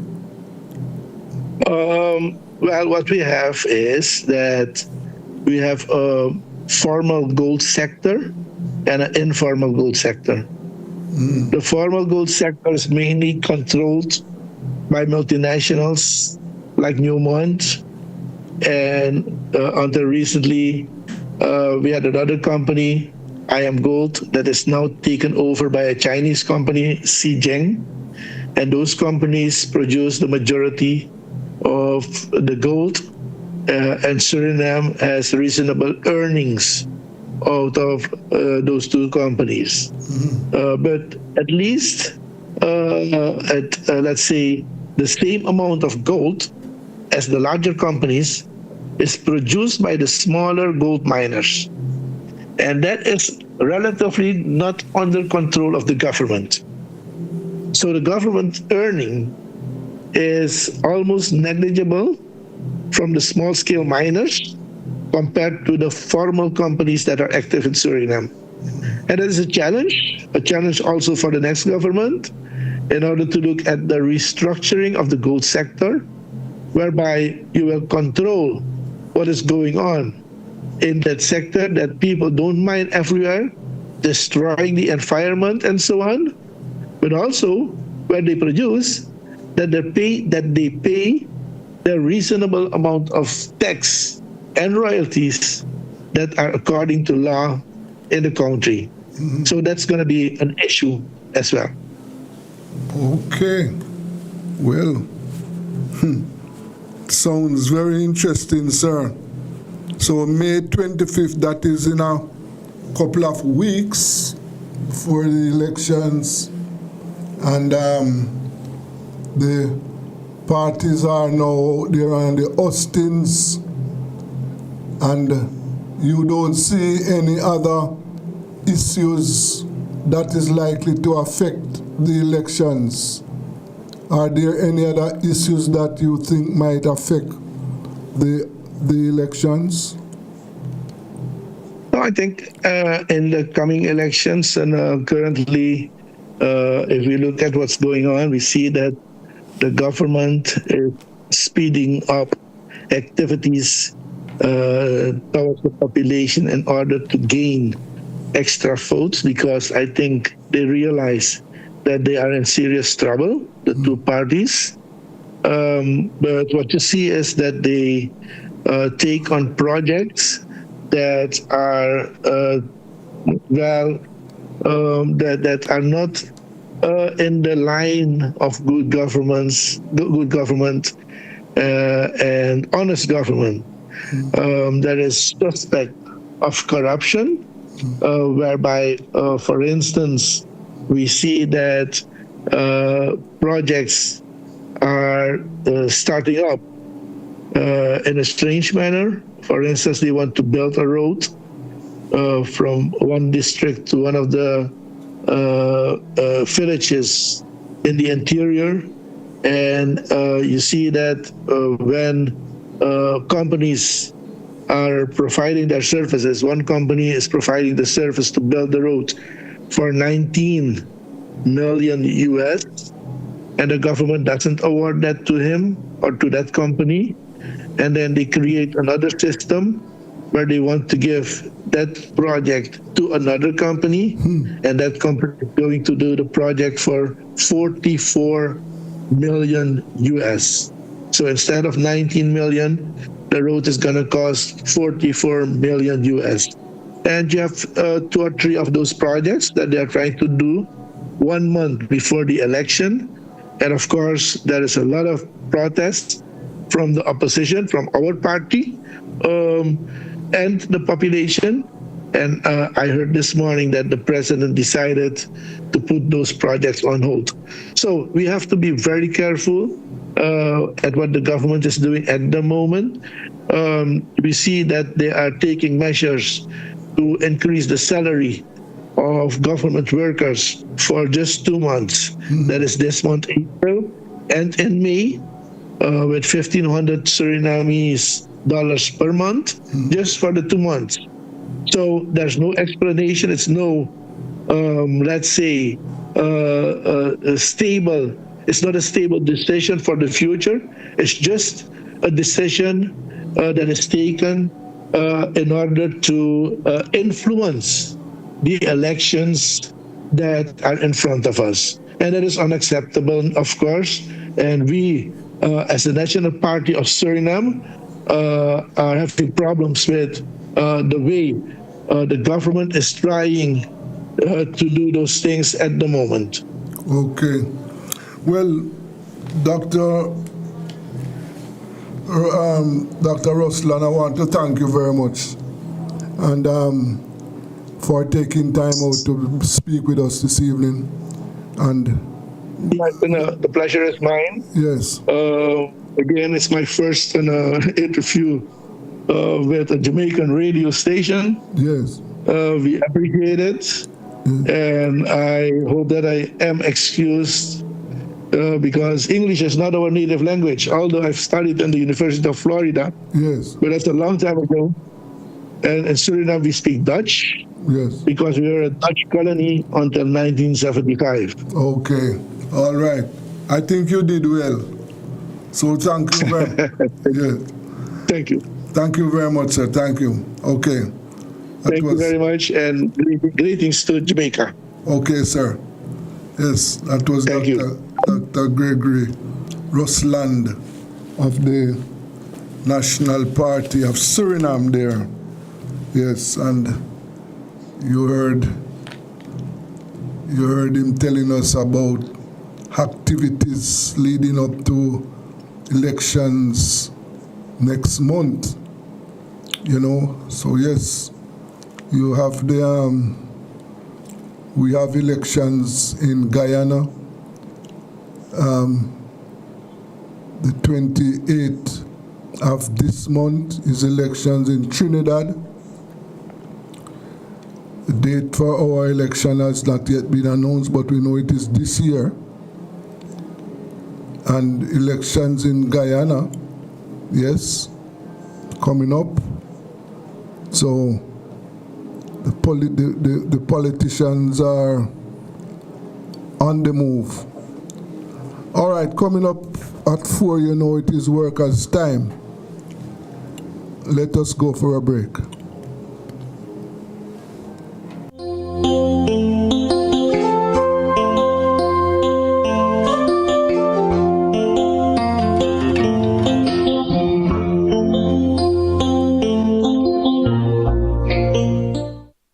Cool Oasis service stations are the fastest, coolest service stations around.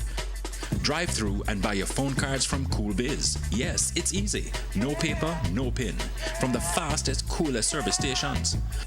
Quality fuels, lubricants, and refreshments at the lowest prices. The cleanest restrooms and the smoothest service to make your drive even cooler.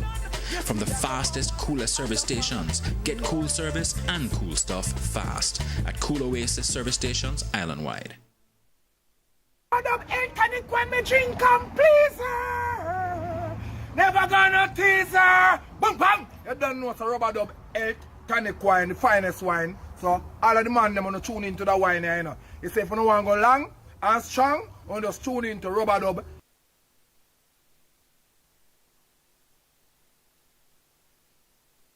It's Tools, Hardware and Supplies new arrival super sale. Big savings, widest selection on all new arrivals for all your home improvement needs. Beautiful tiles, sleek windows, stylish doors, sanitary ware, and top quality flooring for your bathroom, your kitchen, or living room. Tools got you covered. Don't miss it.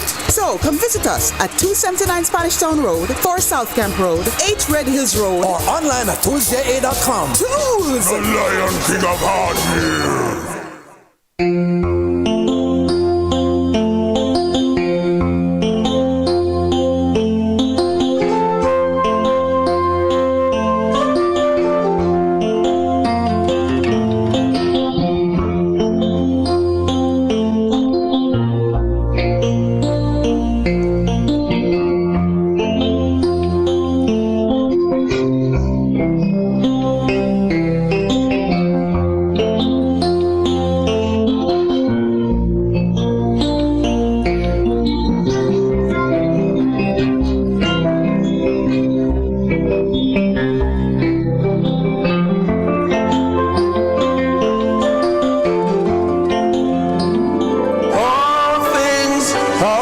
If you only believe.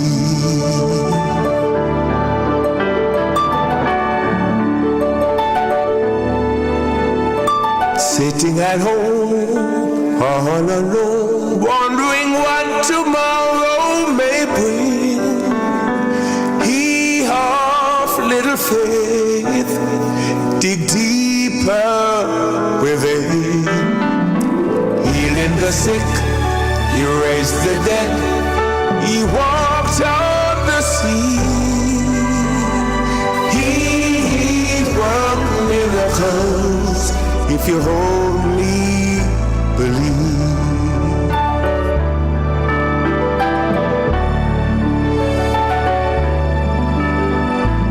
Only believe, only believe. All things are possible if you only believe. Only believe, only believe. All things are possible if you only believe.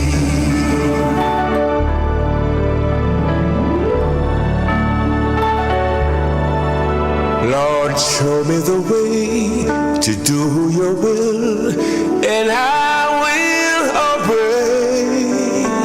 I want to be your servant. On my knees, I pray. Lord, give me strength to carry on. Please lead the way, because I believe.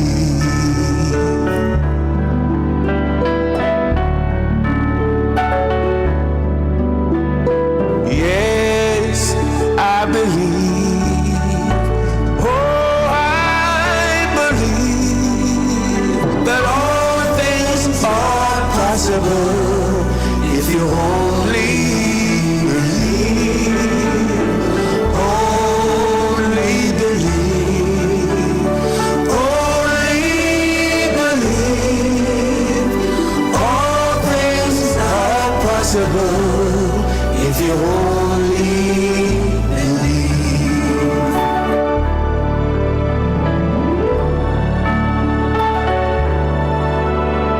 Sitting at home all alone, wondering what tomorrow may bring. He of little faith, dig deeper within. Healing the sick, he raised the dead, he walked on the sea. He worked miracles if you only believe.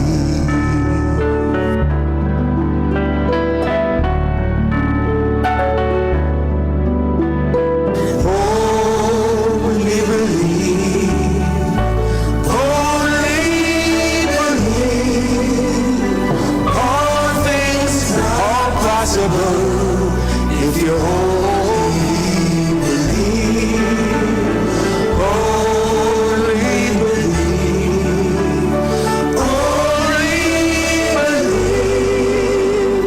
All things are possible if you only believe.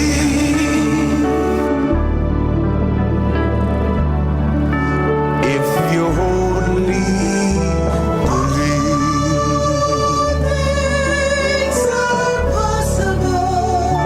I do believe. Thank you, Jesus.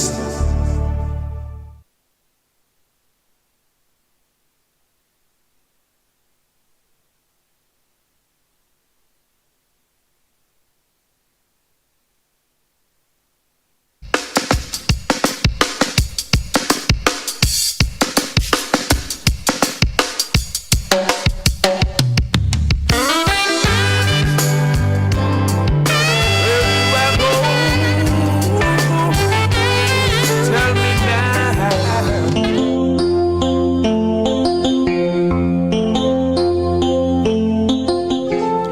Yes, welcome back. And you know it's time for Workers' Time.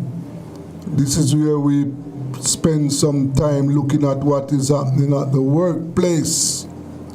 And we have with us this evening the President of the Jamaica Teachers Association, Dr. Mark Smith. Good afternoon, Doc.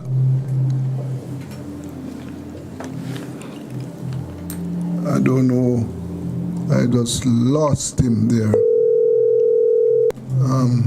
Let me try and get him back.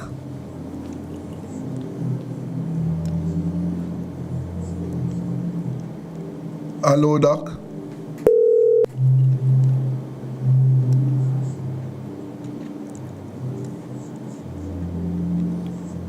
Hello, Doc. Sorry, I dropped off. Oh, my apologies. All right, okay, yes. Yes, so we have the President of the Jamaica Teachers Association with us right now, Dr. Mark Smith. Yes, good afternoon, Dr. Smith. Good afternoon. Yes, How are you sir. doing? I am supposed to be doing okay. What's happening? What is happening to our teachers? I understand that you have some issues with the setting up of the Teachers Council. Is that so?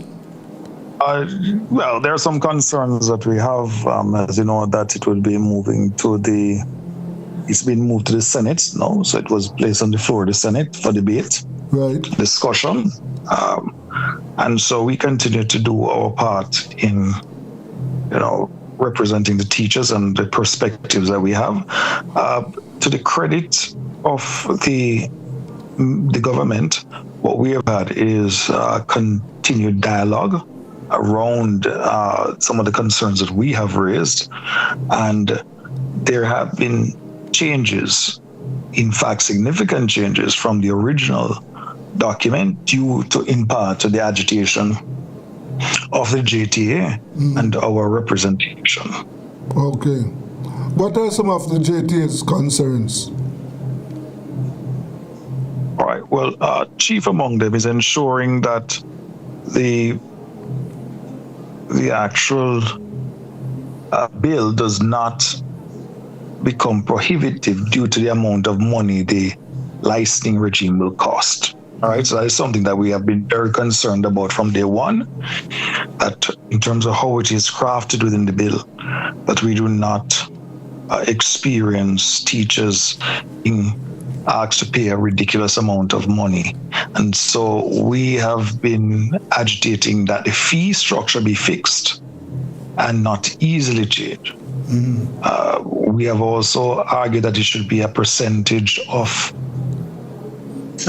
payment should be worded in such a way, for instance, 1% to 5% of the salary for a month. And so that limits in terms of any ability to raise in a frequent manner the actual amount that is paid by the teacher. Yeah, they want to be a prohibitive cost. Yes. So let me understand here. Going forward, teachers will be required to register, to be licensed. That is going to be. That is the program, which brings us in line with what is established as a practice within many jurisdictions, that there is a licensing requirement for teachers. Yes. And so the JTA is not against because it's really attempting to put in place one of those clear distinctions for professionalizing the profession, which means you have legal framework that actually, how should I put this on? That actually guarantees, a level of clear distinction between those persons who are teachers and those who are not teachers. So there'll be a legal definition of what a teacher is. And so we want to ensure that, as much as we support the idea of, the further professionalization of the profession, that it is not done in a manner that disenfranchises our teachers, and it is a practical approach that is taken in terms of ensuring that we don't put something in law that then we as a country cannot achieve. Right, so we have been very clear on that, and so I think there's been a lot of iterations. In fact, the gestation period for this bill is over 20 years, and so it has really been started with Maxine Henry Wilson with the initial drafts, and has gone through, I think, roughly around several presidents, several of our presidents. Yes. This particular bill, roughly around and several ministers too. 12. Yes, and several ministers, right? Yeah. But the initial bill that would have been brought by Maxine Henry and the concept that would have been brought, it would have gone through several iterations to what we have today, which is quite different, And that agitation has been achieved by the JTA advocating on behalf of the teachers and protecting your rights. So what will be the requirements for a teacher to attain a license? All right. So one of them is, for instance, ensuring that you do not. Well, it's quite exhaustive, so I won't be able to go through all of them right now. But surely, you would have to have a bachelor's degree at a minimum qualification to be classified in education. Yes. So, So presently, we have people who you may have let's say a certificate, your CXCs, and you have come and been teaching for several years, yes, and you have become very adept at the content over time. In this new system, you would not be classified as a teacher, right? So you'd have to hold another designation. So we often see people who they may have a degree in another field, and then we classify them as a teacher. You have to have a teacher certification from an approved institution to be classified as a teacher. So what about graduates from Micro Teachers College and other teachers colleges? Certainly. So Micro would be one of those approved organizations, right? So again, what it's attempting to do is to establish some common standards across the board for the classification of what a teacher is, right? And to ensure that you would have gone through training that would equip you to achieve those minimum standards. All right. And so in essence, it's similar to what you'll find with nursing, that you have to be licensed to operate as a nurse. So while you can probably put on a band-aid or you can clean a cut, that doesn't make you a nurse. Right. In the same way, it lays out very strict, requirements for becoming a teacher. That being said, I hope I can use a bit of your program to speak, because I unfortunately don't have a lot of time. I have another meeting I have to rush into. Right. But recently, the JTA would have partnered with our colleagues in Education International to launch a Go Public Fund Education campaign. And that is something that we're very proud of. And it is really a campaign designed to put a lot of focus, national focus, and mobilize our collective will around the need for greater investments in education by the government. And this is important. It's not a JLP or PMP thing, because what we have seen across many, many years is an underinvestment by both political parties in education. And this has to change if we're going to change the economic trajectory of the country. It is a fundamental focus on the need for us to have a strong investment in our human capital. We must get to the point where we recognize that Jamaica's greatest asset are its people. It's not the bauxite, it's not the beaches, it's our people. But we have to move beyond empty talk, behind the empty platitudes that we have been used to hearing our politicians talk, and actually see that investment is placed where it most matters, in the classroom, and we just think that just enough has not been done. While Jamaica may spend 5.2% of GDP on investing in education, which is commendable, the truth is we have to be careful, because what is most important, the measure I like to use a lot more, is the per capita spend per child. Yes. That is where it's so important. And we can't just jump to accept. So it's a 5.2%. As a 5.2% of $100 is certainly different from 5.2% of $1,000. And I use a simple example. Jamaica's GDP is around $6,718. US dollars, that is, per capita, right? And you look at that compared to Barbados, that is 18,000 plus US dollars. So when both groups are spending, if you're in Barbados and you were spending, 4.9%, it still be more than Jamaica's 5.2%. Yes. Yeah. Yes.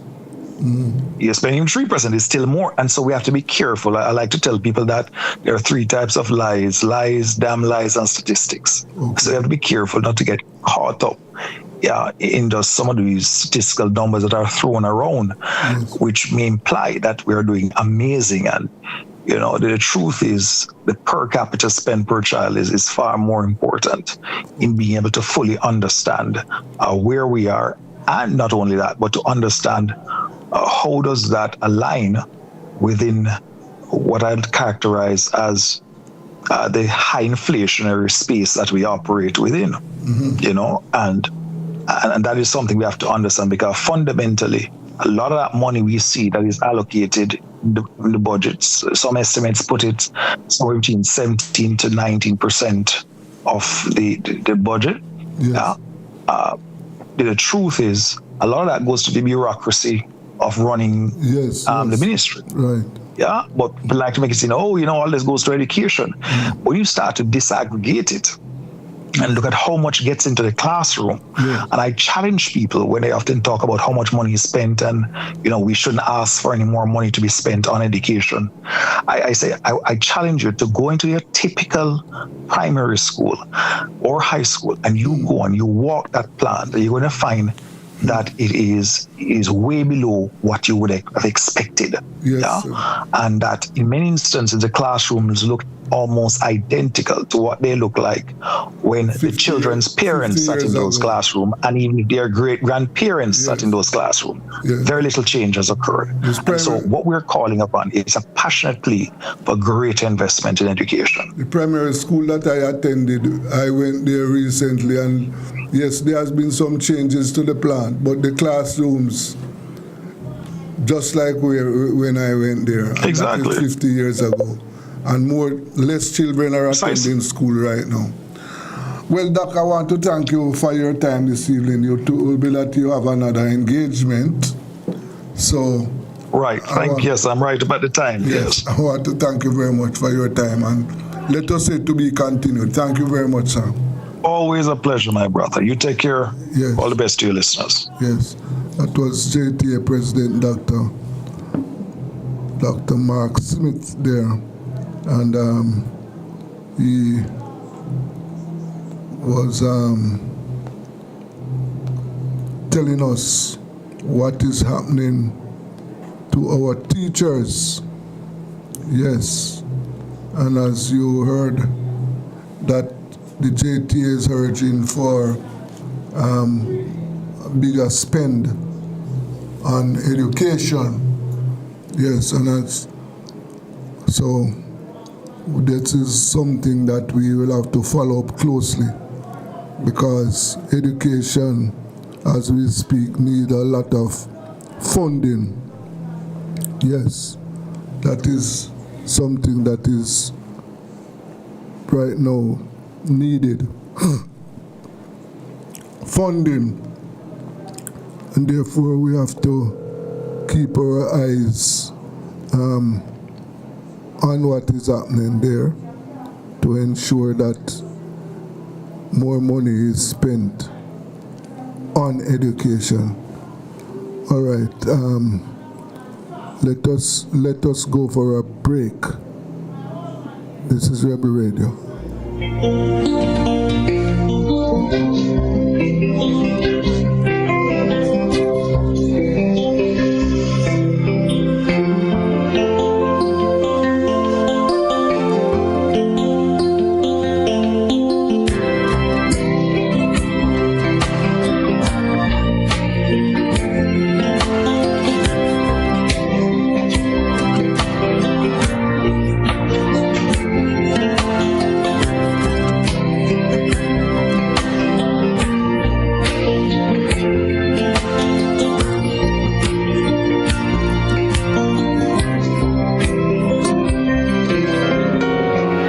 I've looked high and I've looked low. There's no one to compare to you. Climbed to the highest mountain, looked all around, couldn't find nobody. Yeah. Went down into the deepest valley, looked all around, couldn't find nobody. I went across the deep blue sea, couldn't find one to compare to your grace, your love, your mercy. Nobody greater than you, Lord of mercy.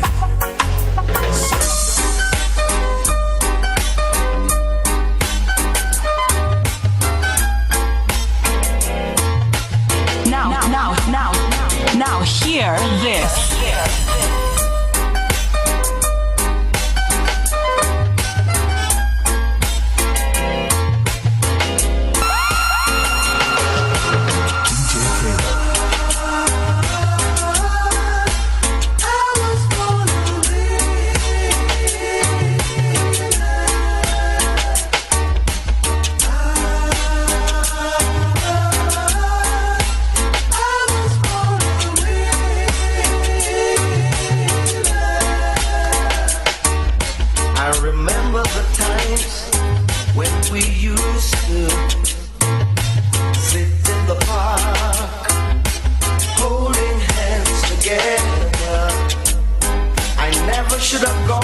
away and left you like I did, girl. I thought you'd take me back, but I was just a little bit late. I was born a winner. I know I am, yes I am.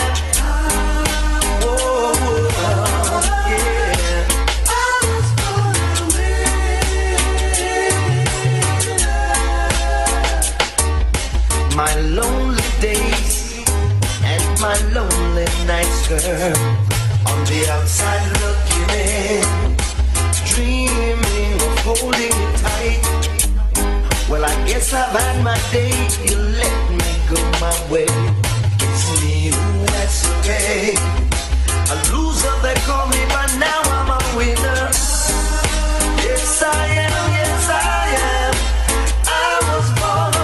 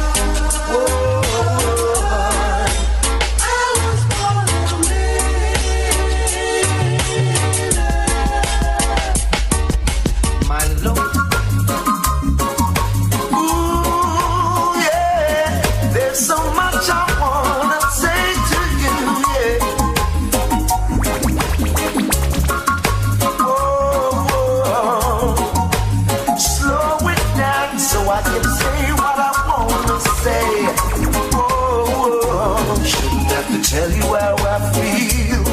You know my loving is real. From the crown of my head to the sole of my feet. What is this that I feel? Taking control of me. My body's in trouble. Choose out on me. Is it how you walk? Is it how you talk? Or is it how you smile that make me come alive? I wanna know what it is about you. Cause every little thing that I've been searching for, girl, I see it in you. You're my dream come true. Every single day, in every little way, every single night I pray that you'll be there for me. Cause I'll be there for you. Is it how you walk? Is it how you talk? Or is it how you smile that make me come alive? I wanna know what it is about you. Can we go for a walk and have a little talk so I can get to know you? Got a lot of things to show you. Please understand that I'm only a man and my urge getting stronger. Don't keep me waiting much longer. Yeah. Wanna get to know you better.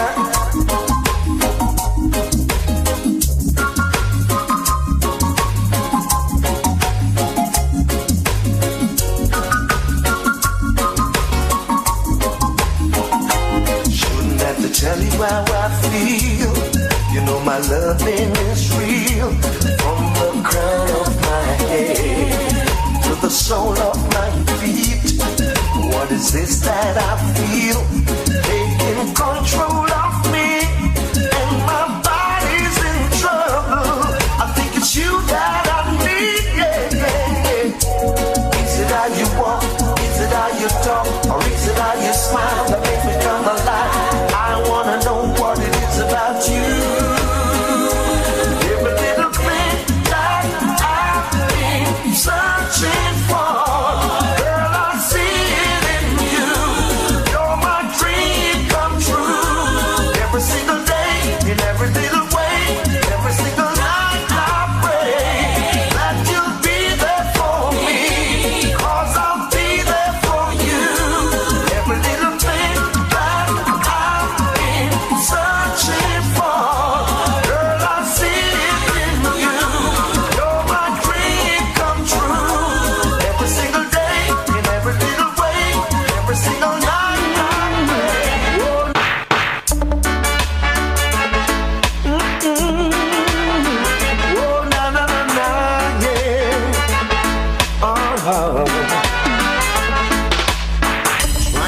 get your attention.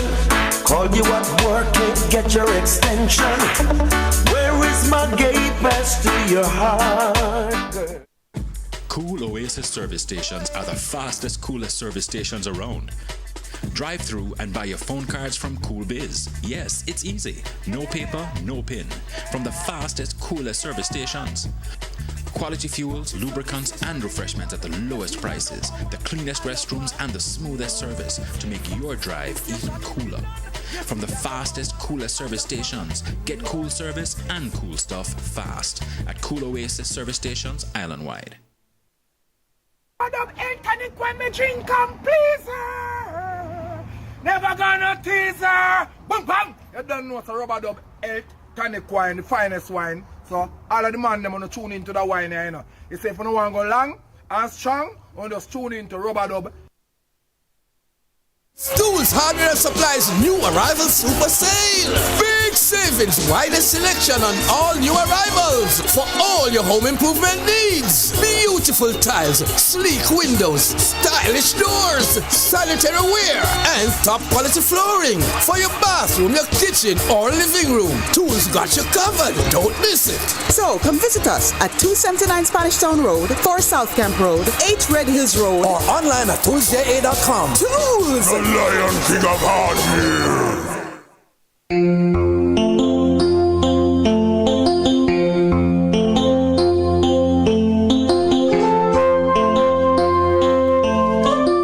Yes, okay, yes, welcome back.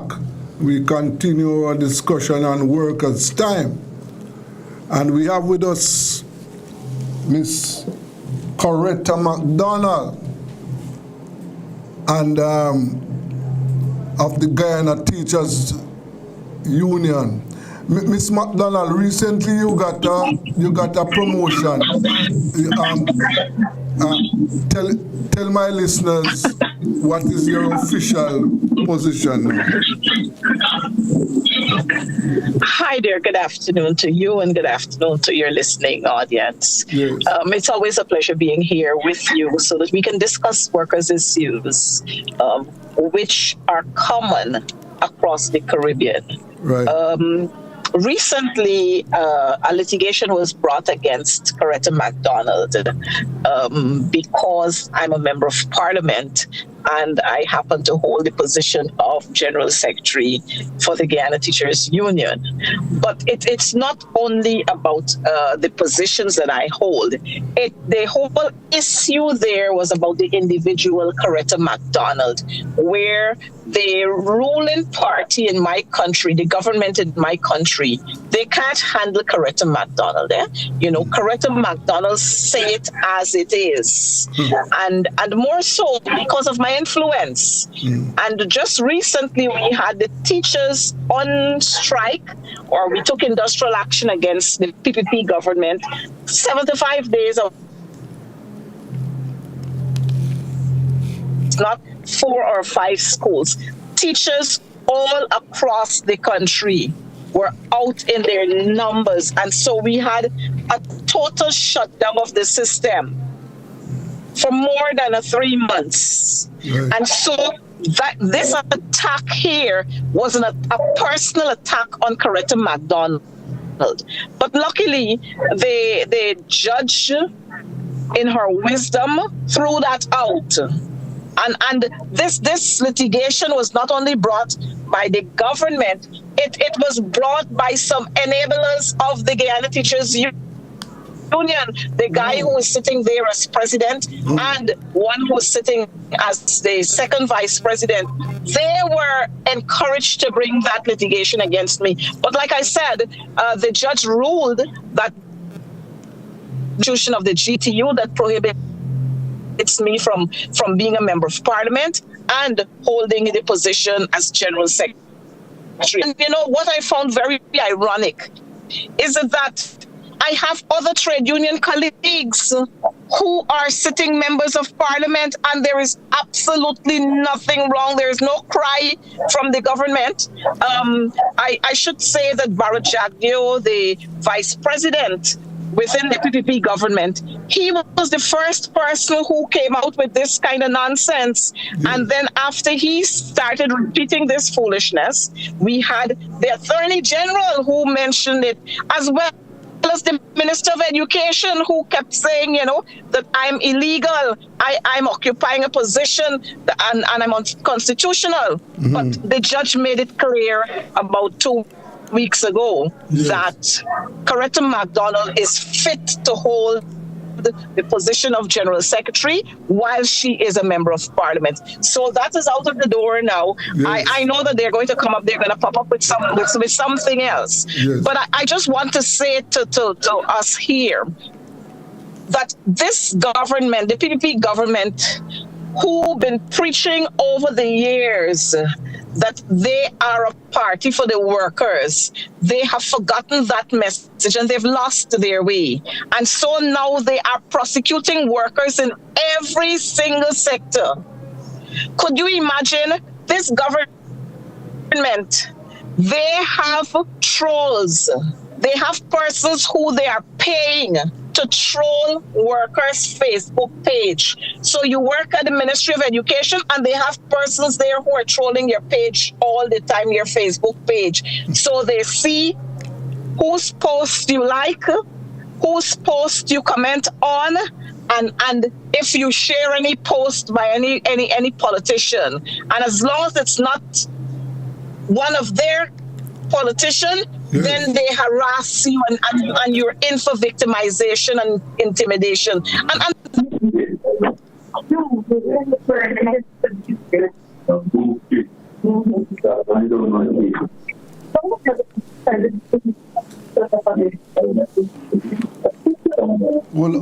Hold on there. Mr. Morrison? Hello, Mr. Morrison. Yeah, man. Are mandated. Yes. When the PPP government, when they have any political meeting, these persons are mandated and they're bullied to attend these meetings. So they give them red T-shirts to put on so that they can show that they're having a large turnout at their meetings. Because people in Guyana, they're fed up and tired of the PPP. Yeah. Correct. I want to.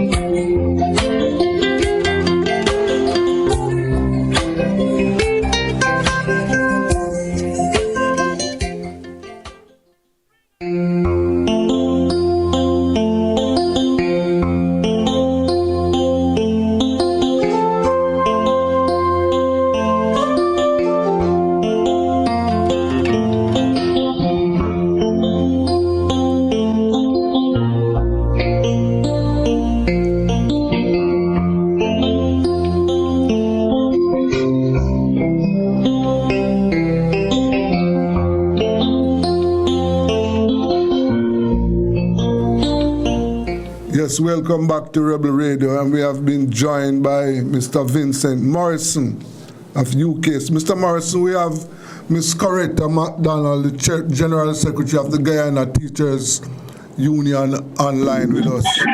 Ms. McDonald, before you were interrupted, you were making a point. Continue making your point. Well, I was saying, I don't know where I got cut off, but I was saying that this government that we have here, the PPPC government, they are anti-workers. They don't care about the working class. All they're concerned about is how much they can get for themselves, how much skullduggery and corruption they can get involved in, and to suffer the ordinary man. That's all they're interested in. And so when the union and the government were in court, the judge ruled then that it was illegal for the government to withdraw the dues, to withdraw the deduction of the dues, because over the years, we would have had an arrangement with them. And for you to withdraw the dues abruptly, it was illegal. And so the judge ruled that the dues be reinstated, the deduction of the dues be reinstated. Yeah. From last April to now, the government, they have not yet honored that. They have not yet honored that. But you see, their thing is, they're looking for every single way to cripple the union, to cripple the Guyana Teachers Union. They've done it to several other unions, and now they're here with the Guyana Teachers Union because the GTU is the strongest union that is standing, and it's a union that is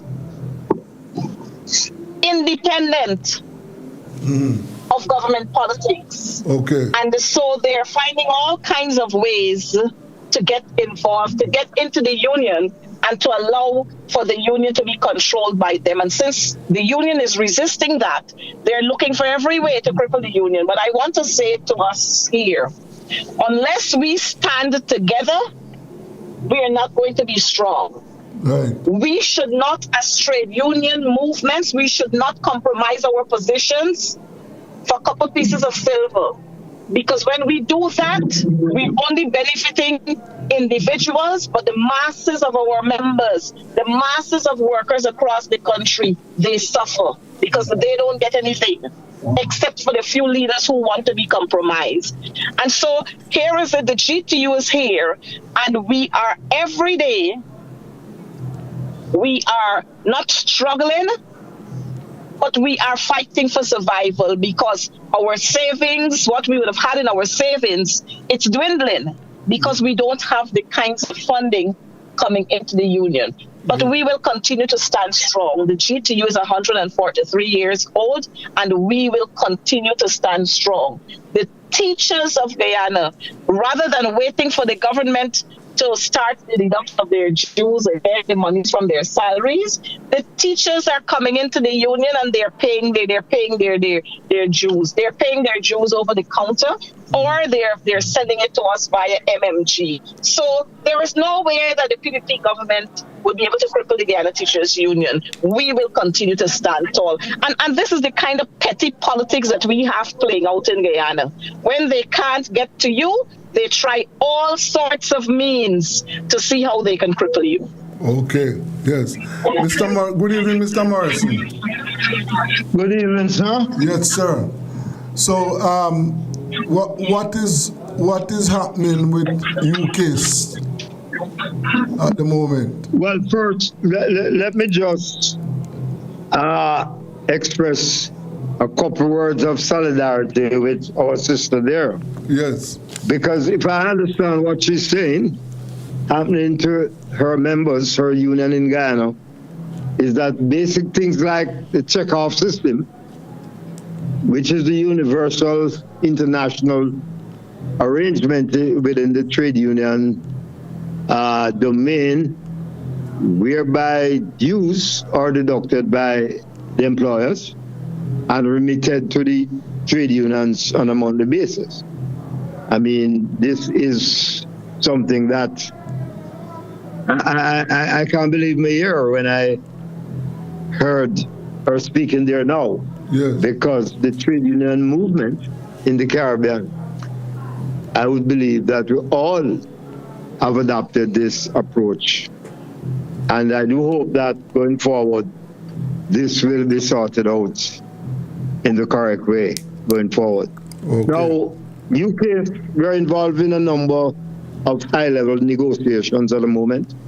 In fact, I joined the program late because I'm involved, as we speak, in the negotiations with the management of Caribbean Cement Company.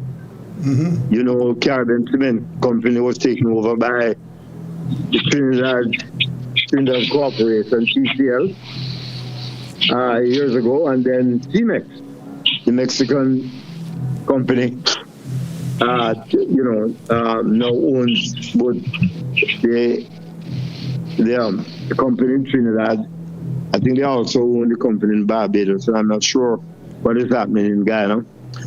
But they own the company in Jamaica. Yes. Over the last 2 years, the company make in excess of $13 billion. You mean that is in net profit? Net profit, okay. In net profit. Now, the Bank of Jamaica is pushing for inflation at 4 to 5%.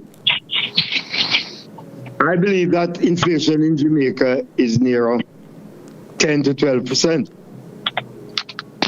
And they have made us some offers, which we have totally rejected. We are seeing, last contract we had with them 3 years ago, we had a 21% increase over 3 years. And after about 16 meetings, they eventually came to this position of 21%. But they are putting some caveat to that. We have an outstanding matter with a profit sharing scheme. They want to tie the profit sharing scheme to us agreeing to 21%. And we're not going to accept it. So we could very well see industrial action at the company in short order. We started the bauxite and aluminum negotiations last week, Friday, I think it was. We met with the management. The company is owned by the Russians, Rusal Aluminum Jamaica Limited. And I believe we're going to have some problems there because they're offering 5 and 5 over 2 years. And as I said, our assessment of the inflation rate in Jamaica is anywhere between 10-12% and increasing. And with what is happening in the United States with these tariff matters, we could very well see inflation moving much higher going forward. So we have our work cut out all over. We are now preparing agreements, proposals to submit to government for a new 2-year contract for government public sector workers starting 1st April of this year. We just came out of our Congress where a number of resolutions were passed.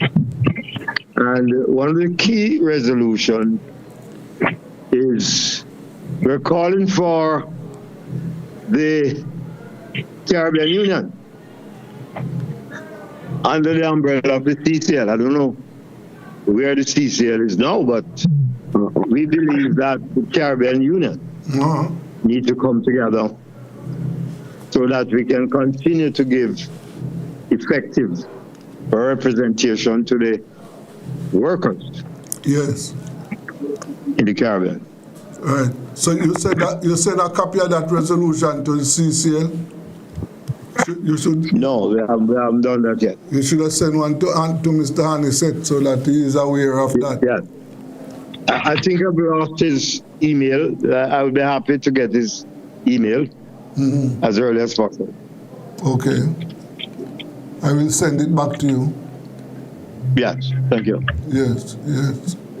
So, what is happening to the security guards? Well, we're having a mass meeting of the security guard on the 4th of May.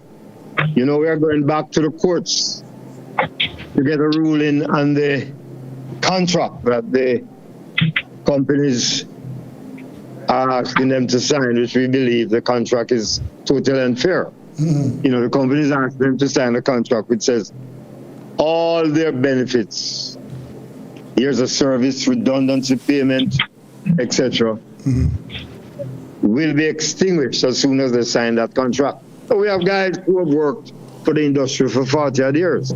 Yes. And, you know, they're asking the guys then to start afresh, to go back on probation after 40 odd years service. Yes. You know, these are anti-worker, anti-union situation. And, you know, again, unions will have to stand strong to fight these issues. Okay. All right. So that matter is going back to court. Yes. Well, we sincerely hope that things will work out in an amicable way for both employers and employees. But we do hope. But, you know, I have seen, you know, the industrial disputes tribunal is celebrating 50 years of service in Jamaica next month. Yes. I in assessing the work of the industrial dispute tribunal, in a mark between 1 to 10, I'm quite prepared to give them about 8. Yes. I think they have done well. There are areas that I think needs to be dealt with. In other words, they seem to be matching the courts, whereby the courts are taking years, 1 year, 2 years, 3 years to settle issues. And I believe that this is maybe the biggest problem. Why I would be giving the tribunal 10 out of 10. Yes. They're, you know, when a worker is dismissed from his job, it should be taking that worker 2 years to get back to his job. Yes. You know, during that time, if you have a little savings, all of that gone. Yes. Yeah. When a dispute about wages is referred to the tribunal, it should be taken to tribunal 2 to 3 years to have those issues settled.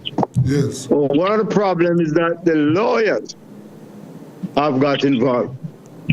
And what I can tell you, not all of them, but some of them, has been abusing the time situation at the level of the industrial tribunal. Okay. And I believe that that is not fair to the workers. Yes. But the point is that the employers in Jamaica will tell you that they are not entirely happy with the tribunal. Why? Because a lot of the cases that go to the tribunal, the employers have lost. And they've lost these cases simply because they do not follow procedure. Okay. They do not believe procedure. And the Labor Relations Industrial Dispute Act is a powerful piece of act.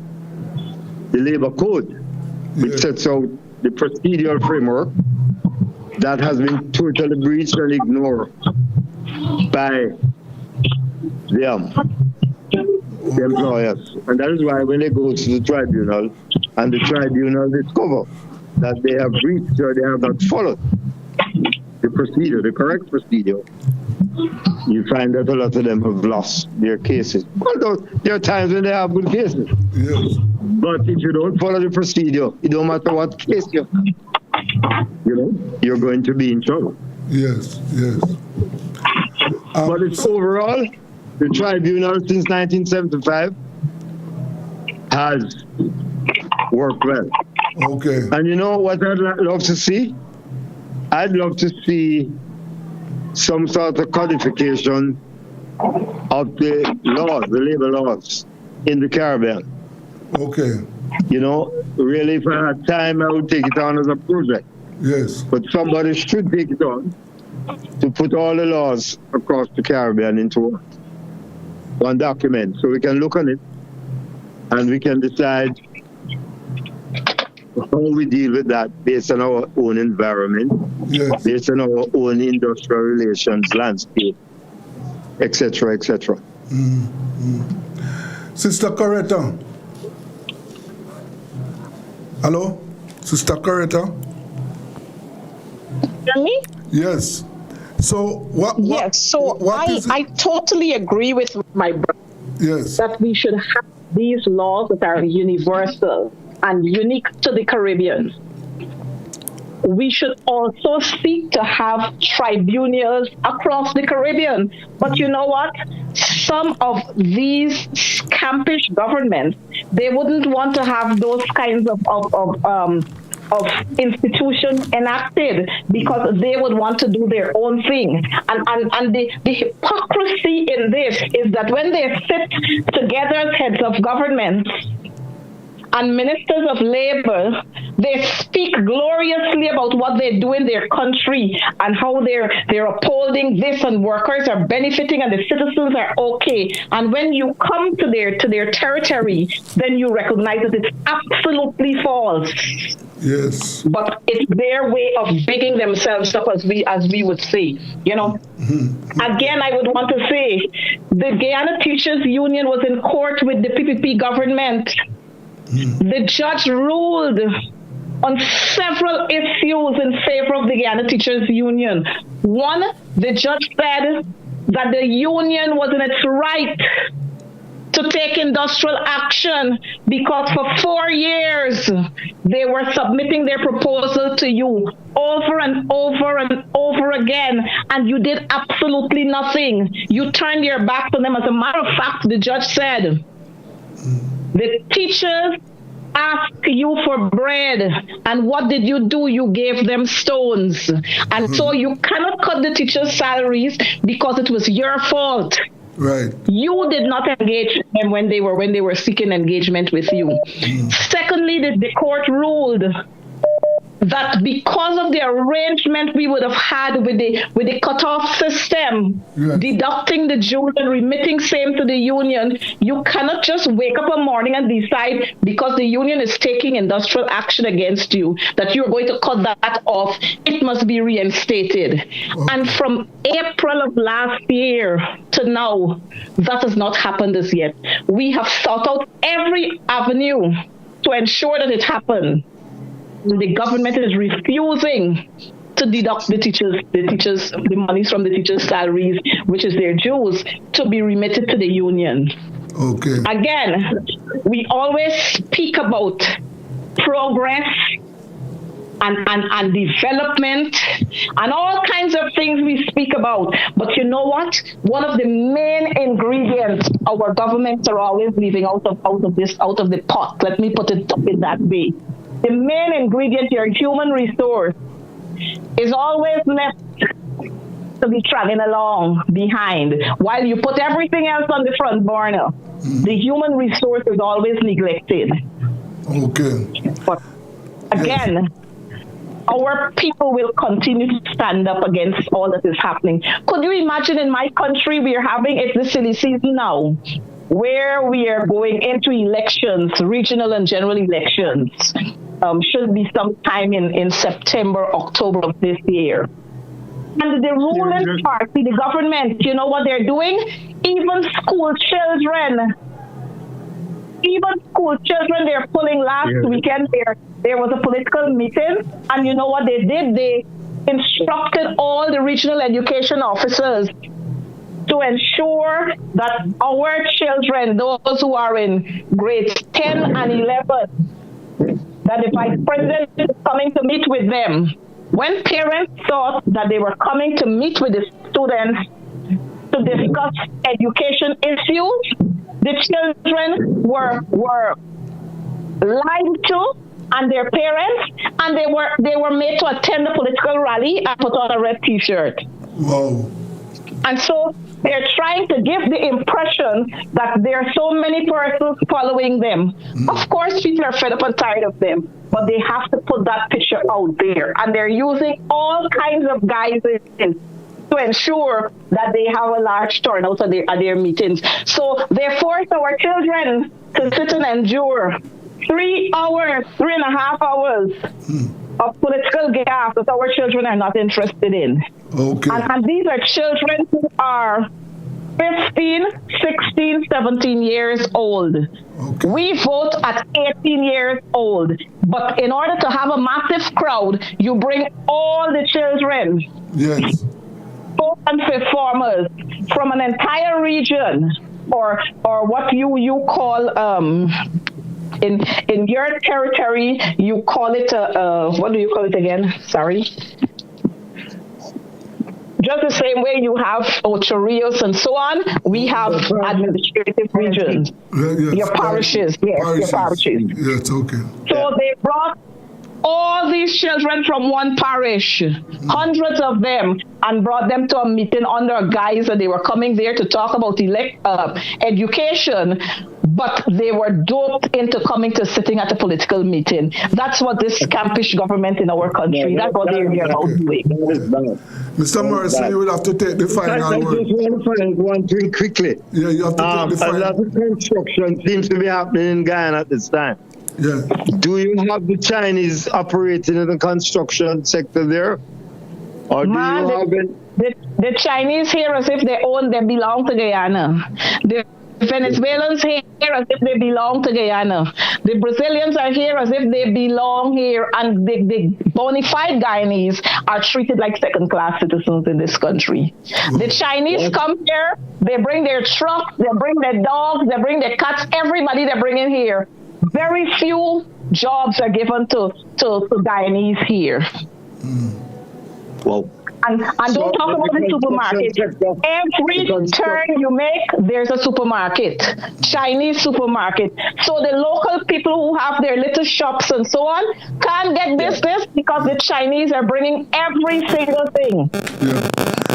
Well, we have to leave it there this evening. We have exhausted our time. So, Mr. Morrison, you want 30 seconds for your final comment?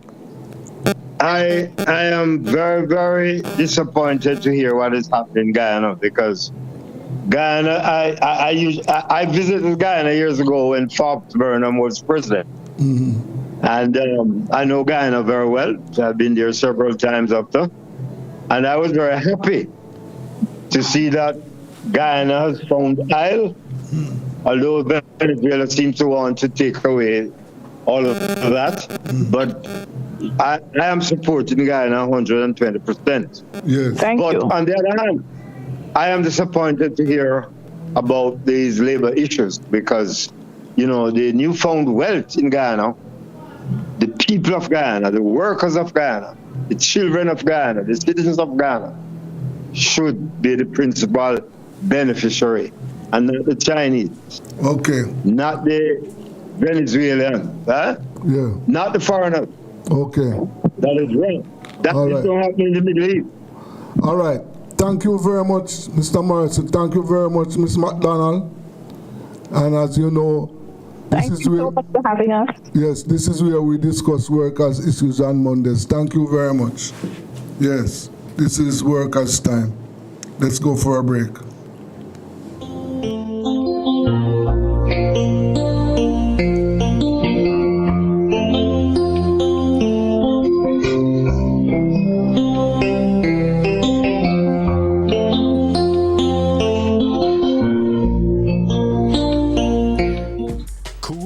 Service stations are the fastest, coolest service stations around. Drive through and buy your phone cards from Cool Biz. Yes, it's easy. No paper, no pin. From the fastest, coolest service stations. Quality fuels, lubricants, and refreshments at the lowest prices. The cleanest restrooms and the smoothest service to make your drive even cooler. From the fastest, coolest service stations, get cool service and cool stuff fast at Cool Oasis service stations island-wide.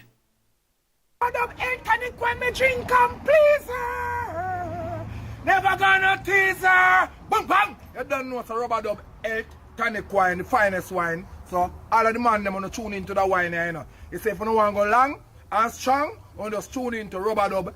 It's Tools Hardware and Supplies new arrival super sale. Big savings, widest selection on all new arrivals for all your home improvement needs. Beautiful tiles, sleek windows, stylish doors, sanitary ware, and top quality flooring for your bathroom, your kitchen, or living room. Tools got you covered. Don't miss it. So come visit us at 279 Spanish Town Road, 4 South Camp Road, 8 Red Hills Road, or online at toolsja.com. Tools! The Lion King of Heart.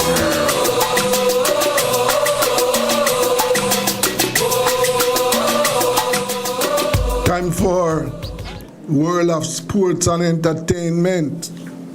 Now, hand you over to Kingsley McCullough.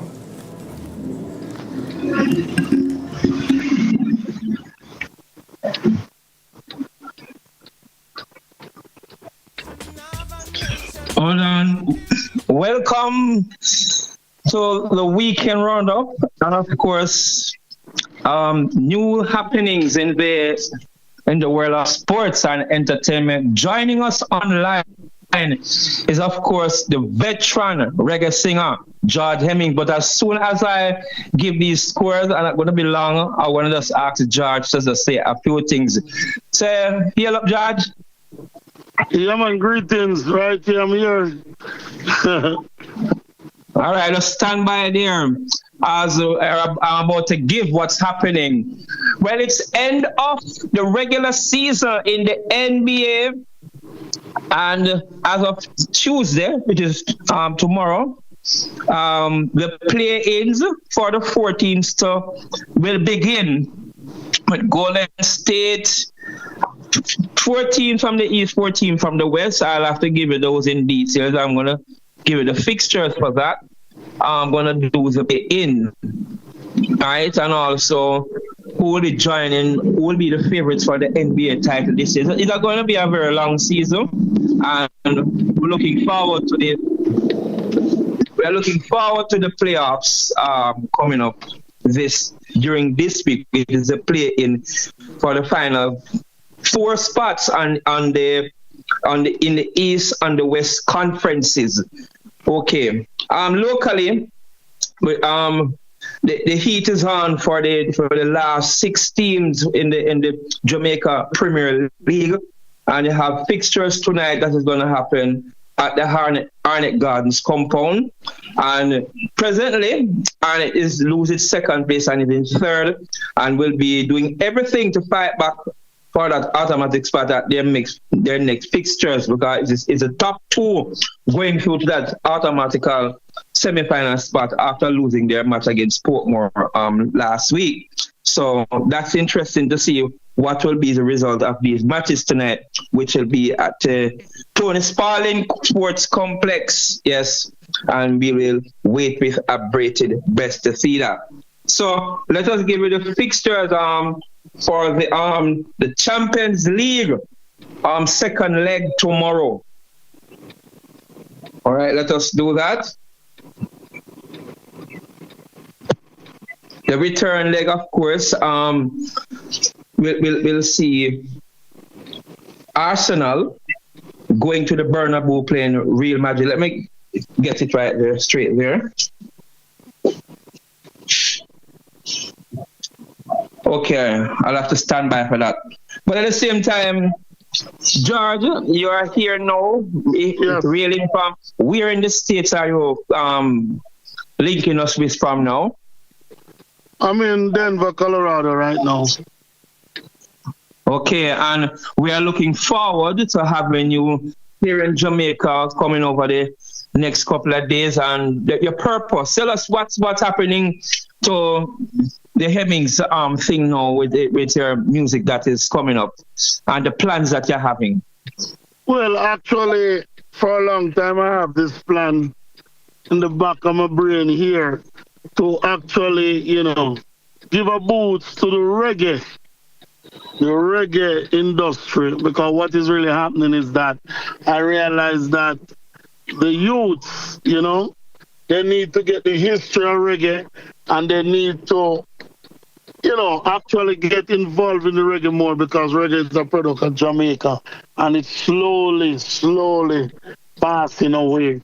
That's what I mean. Other people doing reggae, and I mean when I say reggae, singing reggae, actually singing, not really DJ. So I want to do this show. I want to like Cornwall Middlesex. I'm sorry, 3 different stages. So we're gonna have like preliminary where we have like 100 people coming or more, and then we choose like 10 out of all of that, and then the 10, then we can have the actual staging of a show. In the show now, I'll be able to, there'll be prizes and surprises, for the winners, first, second, third place runner-up, and then the winner from Cornwall meet with Surrey, and vice versa. So actually, I'm trying to keep the reggae alive, but we have to go back to the roots, and that's with the youths, because remember the youths they're the future of tomorrow. They're the men and women of tomorrow. So we have to get them involved in reggae, writing reggae music, playing instruments, reggae, everything reggae. I remember Bob Marley country, So if we get the reggae to die out from Jamaica, trust me, that's kind of serious stuff. And we are getting older now, so we got to get the youth involved. You know what I mean? All right. Yeah, we got to get the youth involved.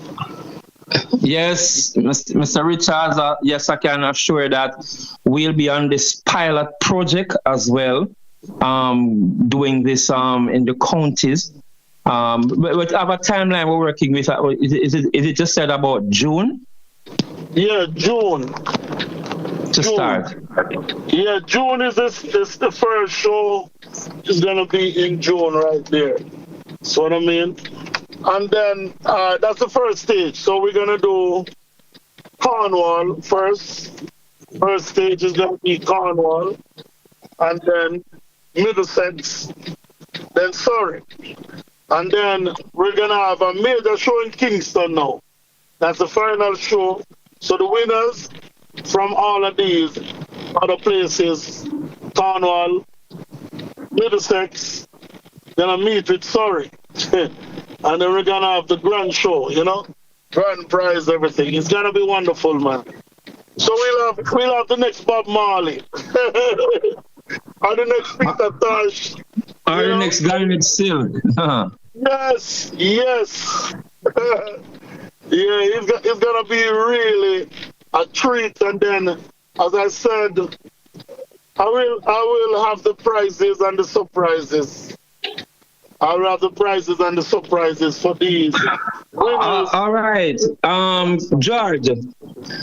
All right, time is not gonna allow us to give any more right now, but just for one thing now, you're coming here to do some events. Tell us immediately fast. That's what you're gonna do down Negril at Bricks Cafe.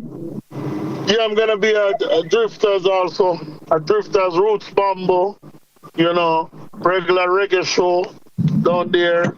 And I'm going to go over to that new hotel, Princess. Yeah, we're going to go over to Princess also.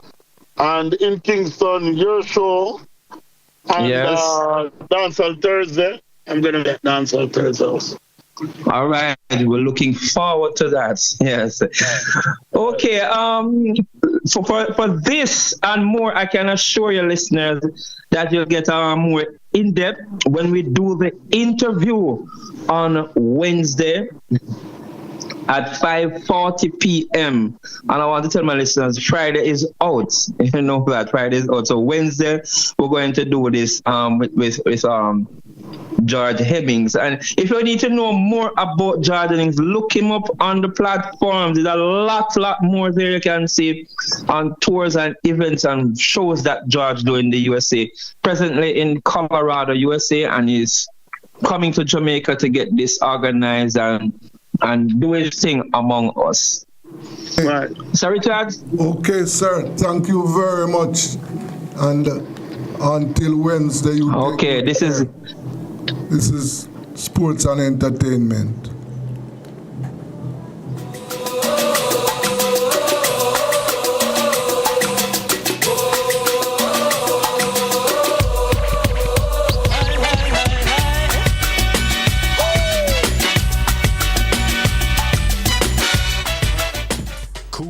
service stations are the fastest, coolest service stations around. Drive through and buy your phone cards from Cool Biz. Yes, it's easy. No paper, no pin. From the fastest, coolest service stations. Quality fuels, lubricants, and refreshments at the lowest prices, the cleanest restrooms, and the smoothest service to make your drive even cooler. From the fastest, coolest service stations, get cool service and cool stuff fast at Cool Oasis service stations island-wide.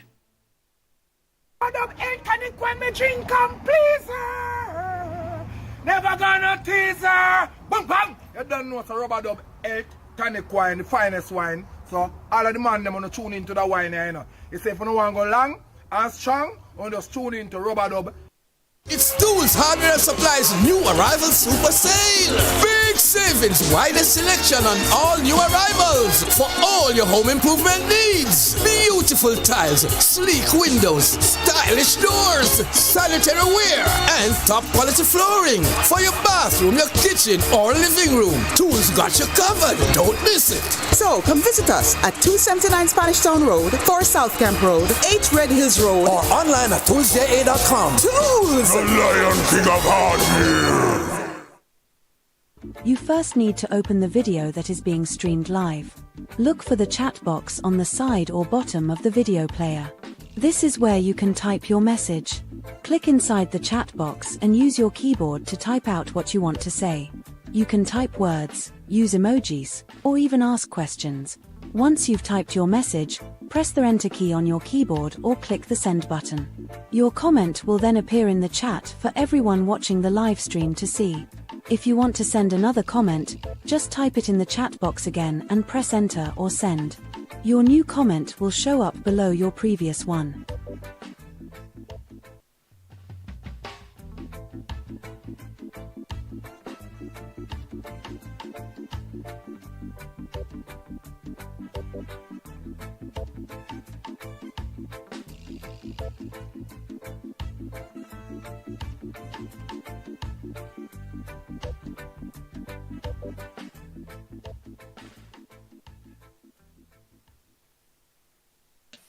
This is episode 163 on the Frankly Speaking Jamaica podcast. Say early childhood, and it's one of those areas that has a larger degree of agreement in Jamaica. Frankly speaking, people will trot out all the platitudes. It's the foundation years. This is where character is formed.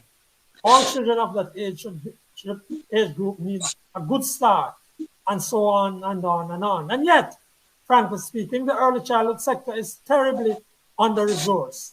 Of course, there are in Jamaica a few world-class early childhood institutions, but frankly speaking, there are many places called schools that are in a dangerous and unsafe state. Many basic school teachers get wages close to the minimum wage.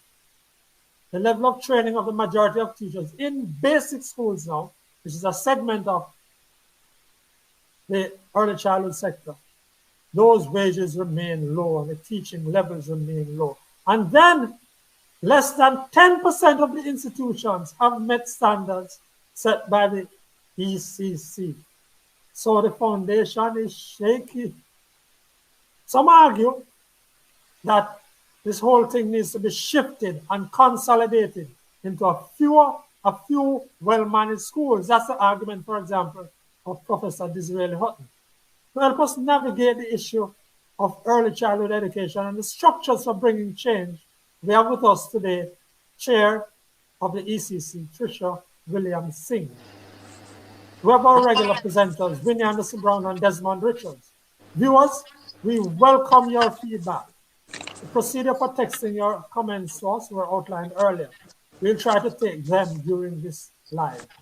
You may also send by text, WhatsApp to 503-9995. That's 876-503-9995. Remember, we invite you to subscribe to the channel. Please subscribe. So let's say welcome to Mrs. Williams-Singh, who has that awesome portfolio and I suppose awesome power. She will tell us. She's the chairman of the Early Childhood Commission. She's live with us, but we're not going to be seeing her by her on video because of internet connectivity issues where she's working at. And that's a problem, in Jamaica, don't we? It's a problem in Jamaica. Okay, so welcome, Mrs. Singh. Good afternoon, everyone.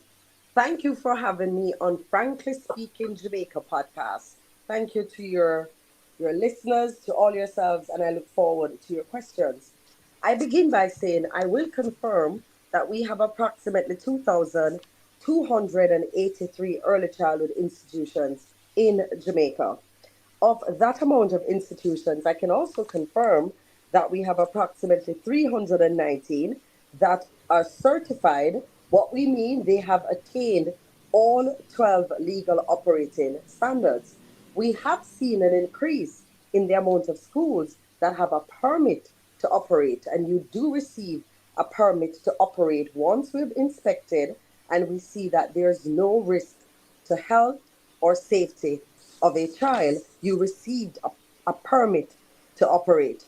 I can also say to you a challenge that we continue to face in our beautiful country and the sector is that I still have 145 institutions that are deemed delinquent.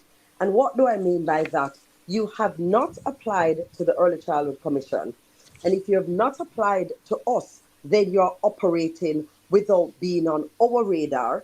And that's why we like to come on these podcasts. We like to share with Jamaicans before you enroll your child in a basic school, an early childhood institution, please ask the first question: do you have a permit to operate? And if they say they don't have a permit to operate, I recommend you not send your child to this institution. What I can share is we have been on a drive to what we call modernization of the early childhood sector, which is creating more infant departments and infant schools. Presently in Jamaica, we have approximately 484 infant department. And what that means, you're operated and fully funded by the government of Jamaica, and it's free. The truth is, we need to have an infant department at every primary school. And where there's no primary school and the need exists, we need to have an infant standalone, what we call a school. And that is part of the modernization, where as an institution like this, every child should be exposed to trained teacher. Your facility, which you speak about, Mr. Desmond, I hear it loud and clear, is the toilet facility, which is also child friendly. Remember now, in the early childhood sector, everything child friendly. I hear you talk about the challenges. Yes, we still have a bit of work to do, but I'm happy to share that we're moving in the right direction. As it pertains to the standards of our teachers, we are seeing an improvement in our teachers within the early childhood sector.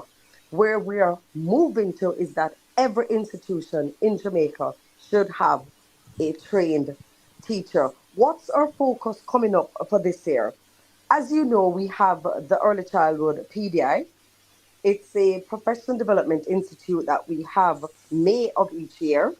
And this year, our focus, high quality early childhood care and education, a child's right, not a service. So I join everyone in saying we have to improve the quality of the early childhood care that our children, care and education that our children are getting. And it's a child's right, not a service.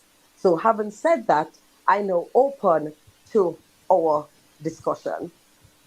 Wow, thank you. That was quite a bit, quite a bit. I don't know where to start, but let me just start here by saying you said 145 institutions are deemed delinquent. So across Jamaica, roughly more than 2,000 base EC schools, early childhood institutions, are registered with you.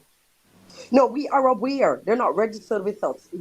We are, there is, yes, total of 2,283. That's the amount of early child institution, because we do have people or parents or just individuals who would share with us that there's an institution operating here. We do our best to get to you immediately, which I will openly admit to say that we do also have this challenge where the ratio of development officers to the amount of schools, I do actually need more DOs and I do need more EOs.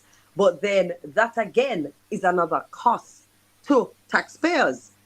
So let me just ask you, because I know Winnie Before you wants to go come further, from this Franklin, area. before Winnie you wants to go come in, further, and we have lots of Franklin, questions already. So before Winnie, you you want to go, just take those questions, clear them, yes, and then we because can there are answer? questions regarding for Right. clarification of what was already said. So before Mhm. we do that, we have good afternoon, a number of persons saying good afternoon, Maxine Sure. Graham, Nicholas Johnson. This is a question.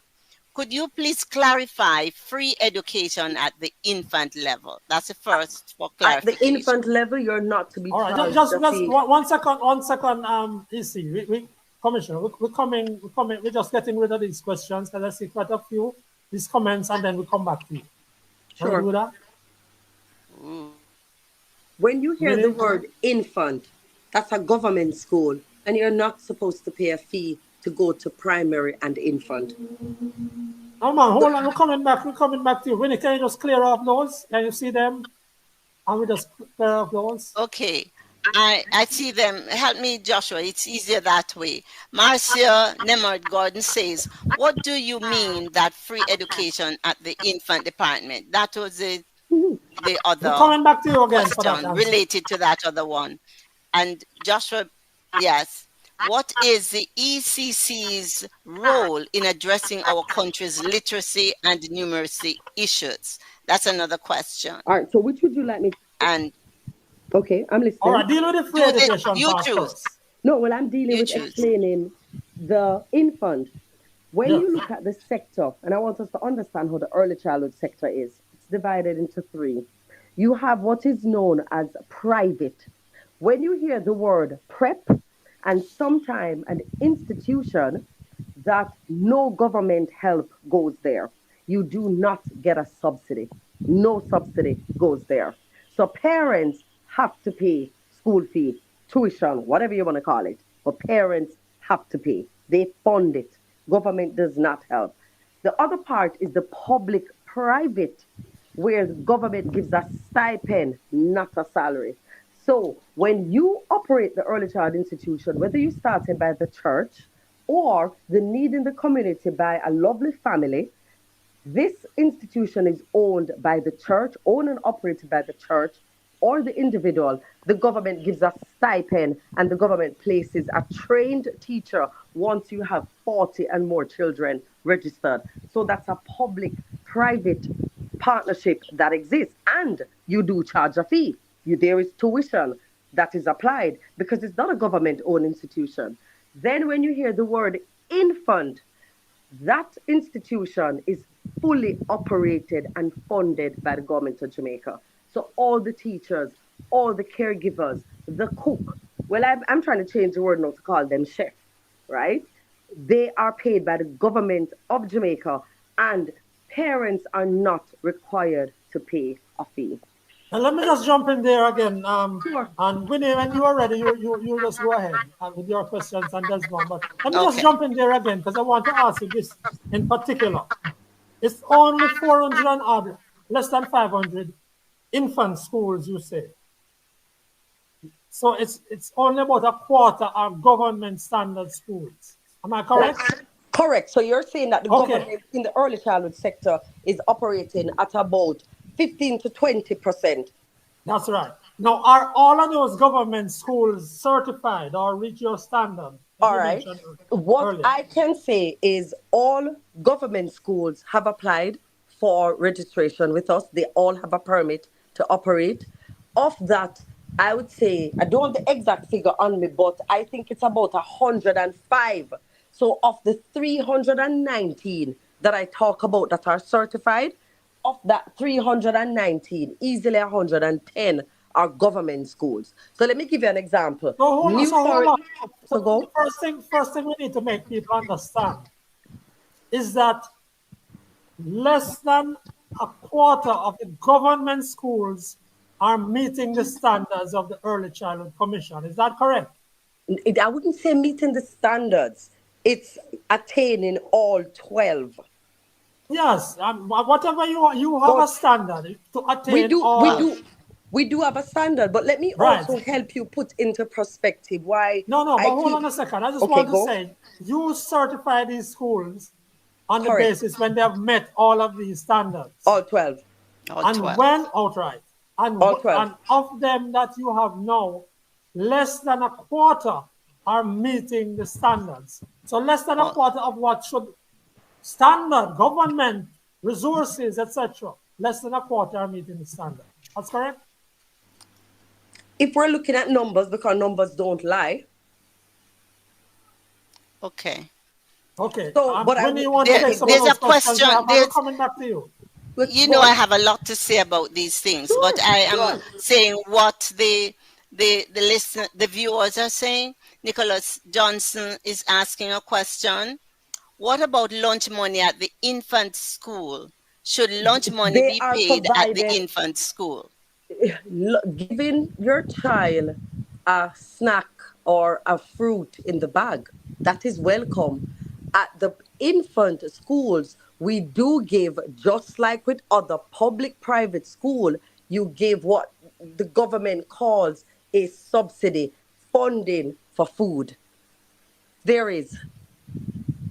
Okay, so this is a question that you, should so you're provided there be a food. fee? You're provided with, the government is giving to institutions as well nutritional grants. Yes, schools in Jamaica are getting nutritional grants because the intent is for our children to have a nutritious meal. Okay, so should the parents be asked to subsidize the meal? Should they pay anything? That's a question, really. No, but if your child is going to an infant school, and based on all that I have shared, then if schools are asking parents to subsidize or to add, then that is a conversation that institutions oftentimes have with parents. I am sharing with you what we provide, and what we provide is oftentimes enough if we are going to handle the funds properly. Okay. If we're going to handle the that's why if funds you want to go, properly. you know, because I'm jumping in possibly too much.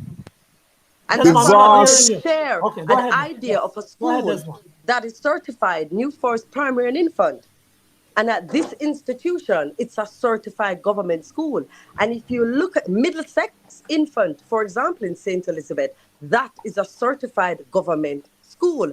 And at this institution, the chairs, everything is child-friendly. The toilet facility, everything, the teachers are paid by the government. You get your nutrition grant, and you are expected to provide the children with nutritious meal.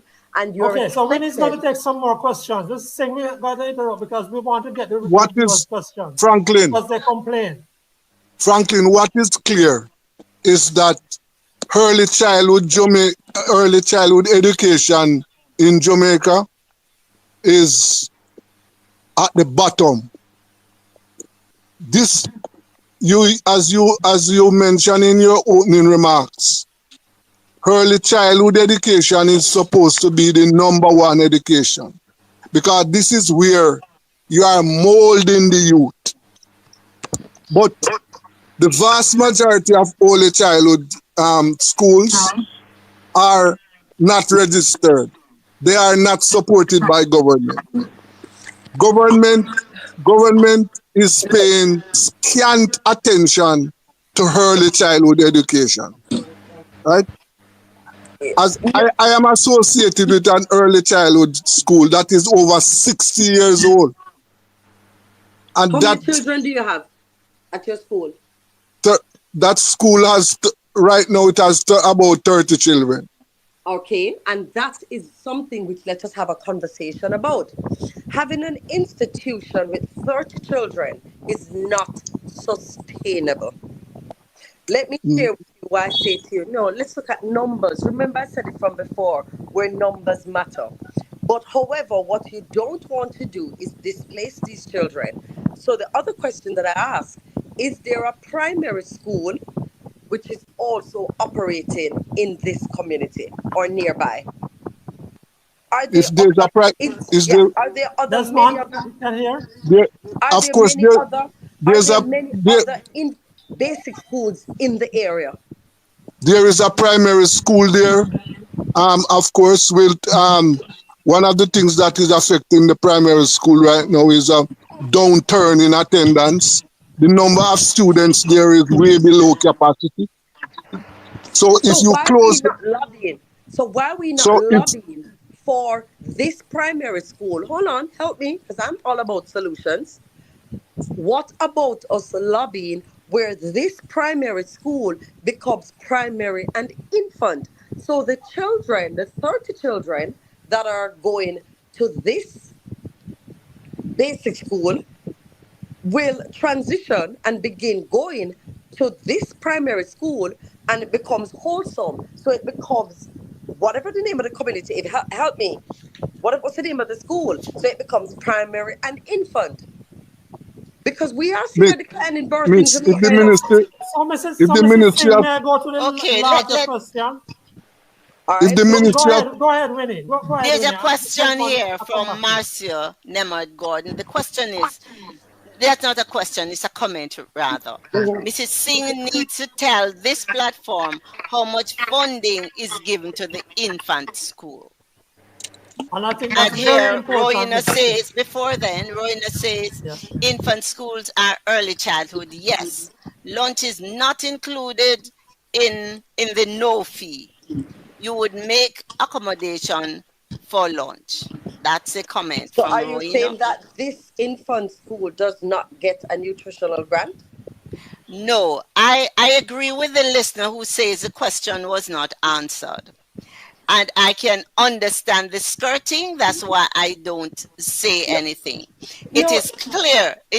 Yes, because the question is, should the infant school be charging a fee, whatever is provided?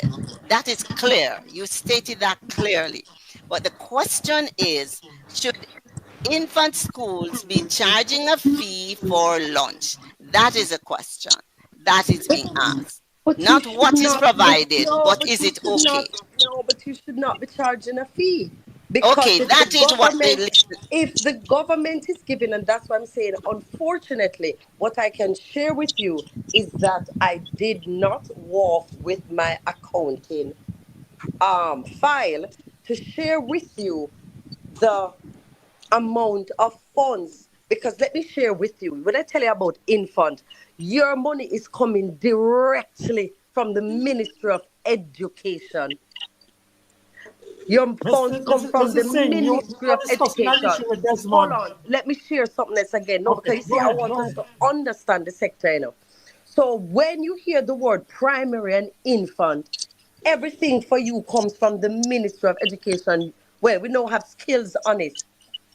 When you're public-private partnership, the funds are disbursed through the Early Childhood Commission, where the Early Childhood Commission, that's why we had instilled a register. So if you are familiar with it, you'd know that our teachers have to sign a register, and you only get paid after that comes in, because we found ourselves in a situation, and the Auditor General did slap us, and we deserved it, where we had an overpayment of funds to practitioners, because guess what? They left the sector, did not notify us, and we were still paying them. All right, Mrs. So Singh, we Mrs. can't Singh. We have quite a recoup few. that. Mrs. So Singh, what we please did, allow we us to, have a we're going to register. move from that lunch question because it's eating up too much time and it's not as big as Okay. it might appear to be. But we want to take, we have quite a few comments we want to take, and then I want to come to that thing about the size of these schools and the number of these schools. So Winnie, can you just take those few of those All right, no questions for problem. us, and Okay, let's move on. the questions are still about the food.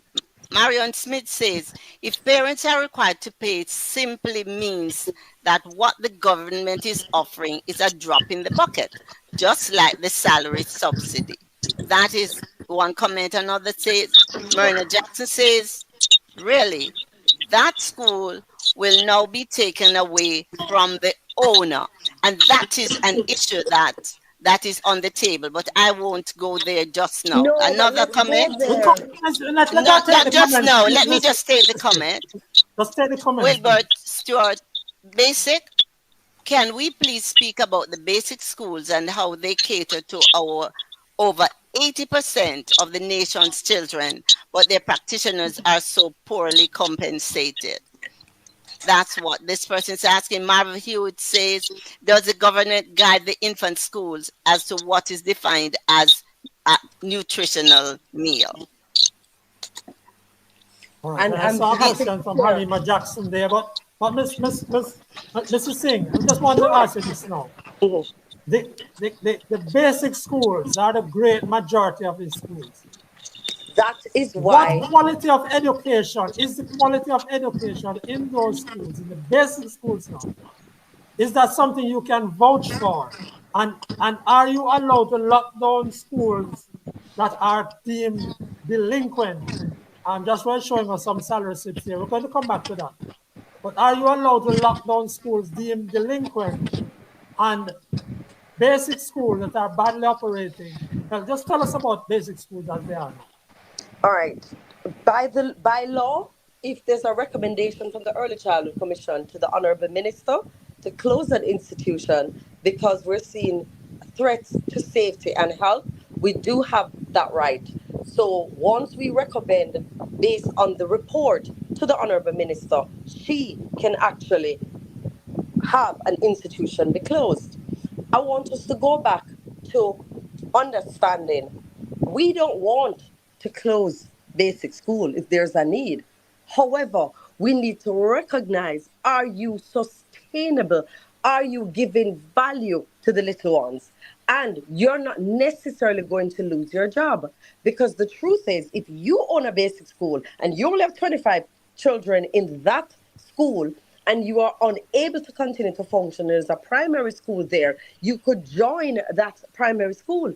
And yes, you may say, I'm losing an income, but an income from where? It's an income from the same taxpayers or burdening of parents. But Mrs. Singh, aren't you going on the main issue? The main issue being that the government has not been able to provide schools at this level of a sufficient quality to get children into them, and the traditional system of somebody just setting up a little basic school is taking care, at least in a custodian way, of the children. Isn't that the issue? The issue being they are not the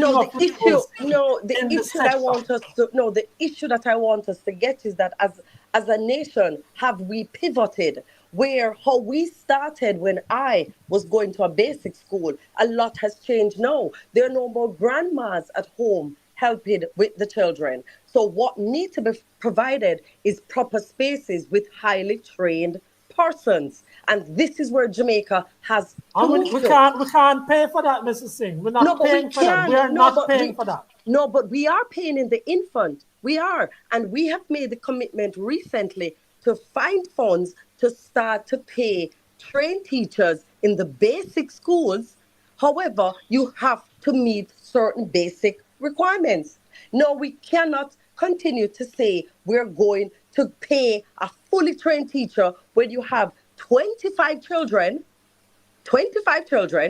in this institution, and right beside you is a government school, as you have rightfully said, that's, guess what, dwindling in numbers. So it's what I'm saying is having, the two can work, It's just how are we going to make it work? And this is the conversation. That's why we try not to use the same brush on all institutions. That's why we individualize all institutions. So, for example, maybe you're before you go down that road, you mentioned the pay thing and the subsidy. But the pay thing is a subsidy. No, but it's a subsidy. It's not a salary. No, It's hold not. on a second. You mentioned a subsidy. In the basic schools now, how much does government provide for the subsidy for the teachers in the Look school? here, okay, it's if I'm not mistaken, I think the subsidy is 20 something thousand. You see, I don't want to give wrong figure and I We're didn't going to come. show you in a little while one of those, But some what of I'm those sharing salaries. with you though is that it's a subsidy. It's not No, a but salary. hold on, Mrs. Singh. You can say subsidy a million times. The fact is that it is so But inadequate who because owns? Yeah, but who hold on, owns Mrs. the Singh. institution? You know that many of the schools are in areas where the parents cannot sometimes and do not pay But any fees. do they So have all a that the trained teacher can teacher? depend on is the $20,000 a No, but month. you see, sometimes are you getting the truth? That's why I need us to not use the broad brush. Here where I'm going. If an institution has a trained teacher paid for by the government of Jamaica, they're paid the same as the trained teacher in infant. They get a salary. Where you get the subsidy is if you have uh, a teacher there that at the end of the day have qualified, you give them a subsidy, but guess what? They are not employed to the government of Jamaica. They're employed to you who run the basic school. No, I'm So coming back to this. We can't pass over the subsidy, but I hear you. our viewers are We sending me fight. questions. So, No, hold we on, our fight viewers are on sending me increase. questions We to we fight. Mrs. Singh, and we really want to take some of those questions All off right, the take some plate. of So I'm those going to ask questions. Winnie to But take but some of the I know questions. But I we're know coming the back to the pain. subsidy. We're not leaving the subsidy yet, Mrs. Singh. We're coming back to the subsidy. Joshua, can you help us with some of those questions that are coming in, please? Okay, Marcia Nemord Gordon, the nutritional grant cannot, in block capitals, provide enough food for these children. Food is expensive. Marcia Nemord Gordon, yes. Marva Hewitt says in the UK, the government actually audit the schools to ensure the meals are nutritional. Is this the same process here? Another question. Yes, Nicholas Johnson says, can 150 provided institutions launch for? Can 150, I am, as it is written, I suppose the question is, can $150 provide nutritious lunches for lunch for a child each day? I think that's a question. And Marion Smith says, we want to know why it is within a number of basic school practitioners are earning their degrees but are still poorly compensated. That's what Does that take Marion us back to says. the? And It is. Diane Bailey, if I mispronounce your name, Miss Bailey, your first name, yes, we are giving value for all the years, and the basic schools are important. The government cannot pay to rationalizing all basic schools. Let's face the facts. So the government cannot bring all of them together. I suppose that's it.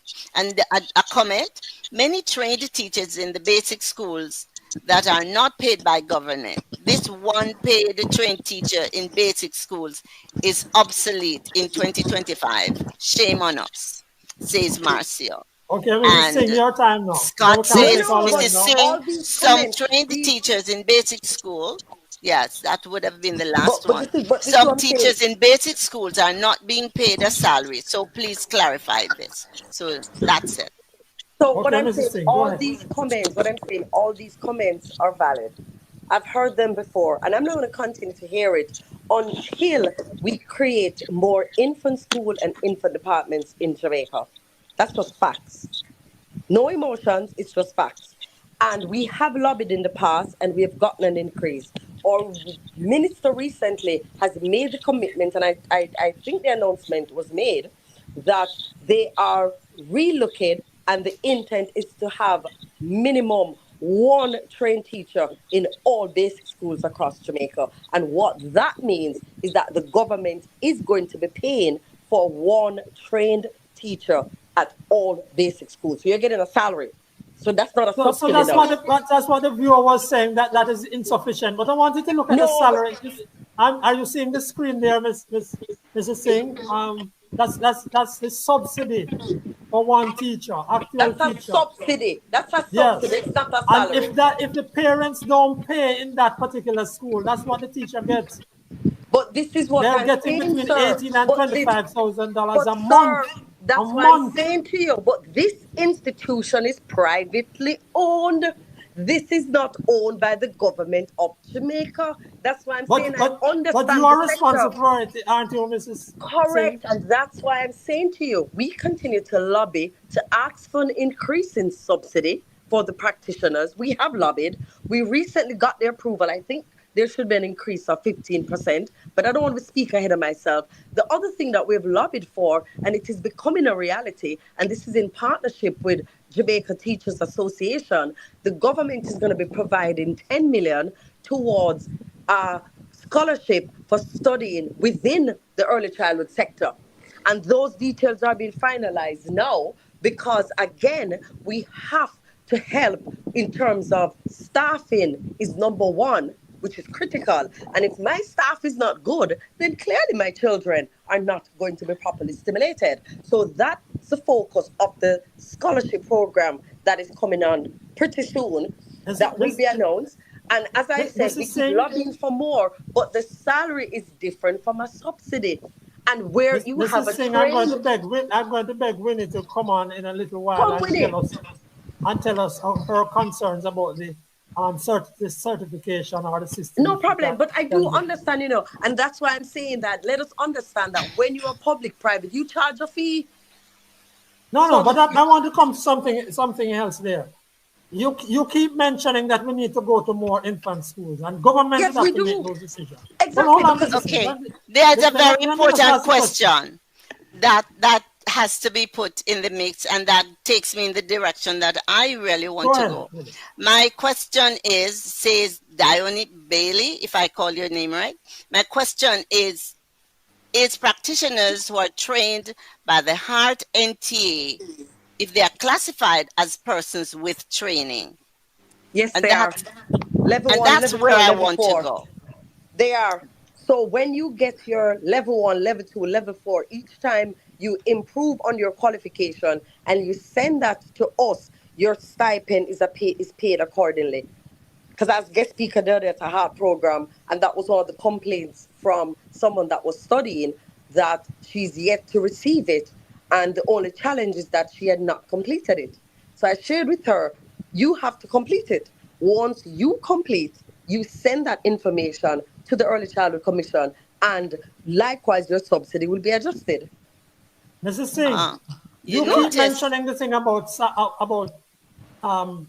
infant schools, but I'm asking you, isn't it a good suggestion to merge more of those basic schools to have fewer institutions with greater numbers that you suggest are viable, where teachers could be better compensated, but have fewer institutions? Is that something that you have suggested? This is a relevant... Sorry, even before you answer, here's a relevant comment. Lord help these practitioners who have been giving years of service and are waiting to be replaced. Help me to understand. Money will be made available for trained teachers, but nothing is in, therefore, for the practitioners who are now present doing the work. But it's the practitioners that are going to apply. No, it's for those who are in the early childhood sector. And that is why I'm saying that this scholarship that is coming out, they're still fine-tuning the parameters and how you actually qualify to get this scholarship. Because something that we are being made aware of is, for example, I can't just do, say, year 1 and year 2, or say I'm only doing year 3 and year 4. Because if I'm only paying for year 4, year 3 and 4, how are you going to pay for year 1 and 2? Yes, Mr. Singh, but those details we can get to, because right now it's just a suggestion. All I'm saying is, but I want to ask you about the schools themselves. But I agree with you. For us to consolidate some of those schools that has been suggested. But this is something which I've been advocating for since I've been chairman. The very first time that I spoke at a fundraiser, Pace Canada, right? I shared that Jamaica, we're operating with 400. We were at 300 and something when I was chairman, when I just first took care of chairman. By now, we should have been at 600. But I do understand that that's a big cost, right? But this is where we need to go. And the government, we need to move from 20% in the sector to quickly 50%. And you will get to that when you, I don't like to use the word merge, because when persons hear the word merge and rationalize, you think of crunch and you're going to lose your job. No, I want to use the word modernization. But I see Winnie saying no to the proposal. She doesn't like it. No, Winnie, I know what you may don't not about like the it. proposal? No, it's not just like. Let me put this in context. It's not just like. There was an early childhood institution in my family from 1934. My family combined, we have over 200 years of service to education. So it's not just an opinion based on emotions that I have. I have many things to say. That's why I'm not saying much. I prefer the comments to come in and I speak to that, because that will take this in a different direction and we don't have time. So I prefer to just read the comments. Okay. Mrs. Singh, can you tell us now what is on the horizon for these early childhood institutions? Is there any effort right now to do anything for the basic schools, their structures, their teachers, anything right now? Yes, there is. Since early last year, we have continued our drive to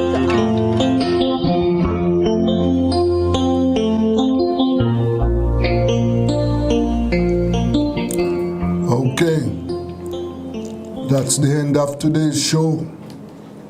Thanks to all my listeners and viewers. Thanks to my technical operator, Kevin. Yes, and as we usually say at this time, we are urging all users of the road to be careful. Keep down the number of fatalities. And remember to stay safe. Yes, the gunmen are all over the place.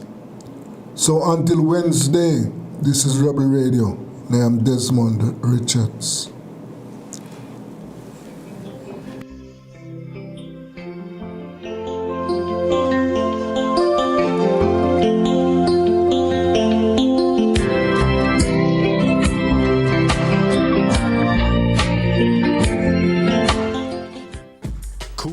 Service stations are the fastest, coolest service stations around. Drive through and buy your phone cards from Cool Biz. Yes, it's easy. No paper, no pin. From the fastest, coolest service stations. Quality fuels, lubricants, and refreshments at the lowest prices. The cleanest restrooms and the smoothest service to make your drive even cooler. From the fastest, coolest service stations, get cool service and cool stuff fast at Cool Oasis service stations island-wide. Drink please. Never gonna tease her. Boom, bang. You don't know, so rubber dub, elk, tonic wine, the finest wine. So all of the man them want to tune into the wine here, you know. You say if you don't want to go long and strong, you just tune into rubber dub.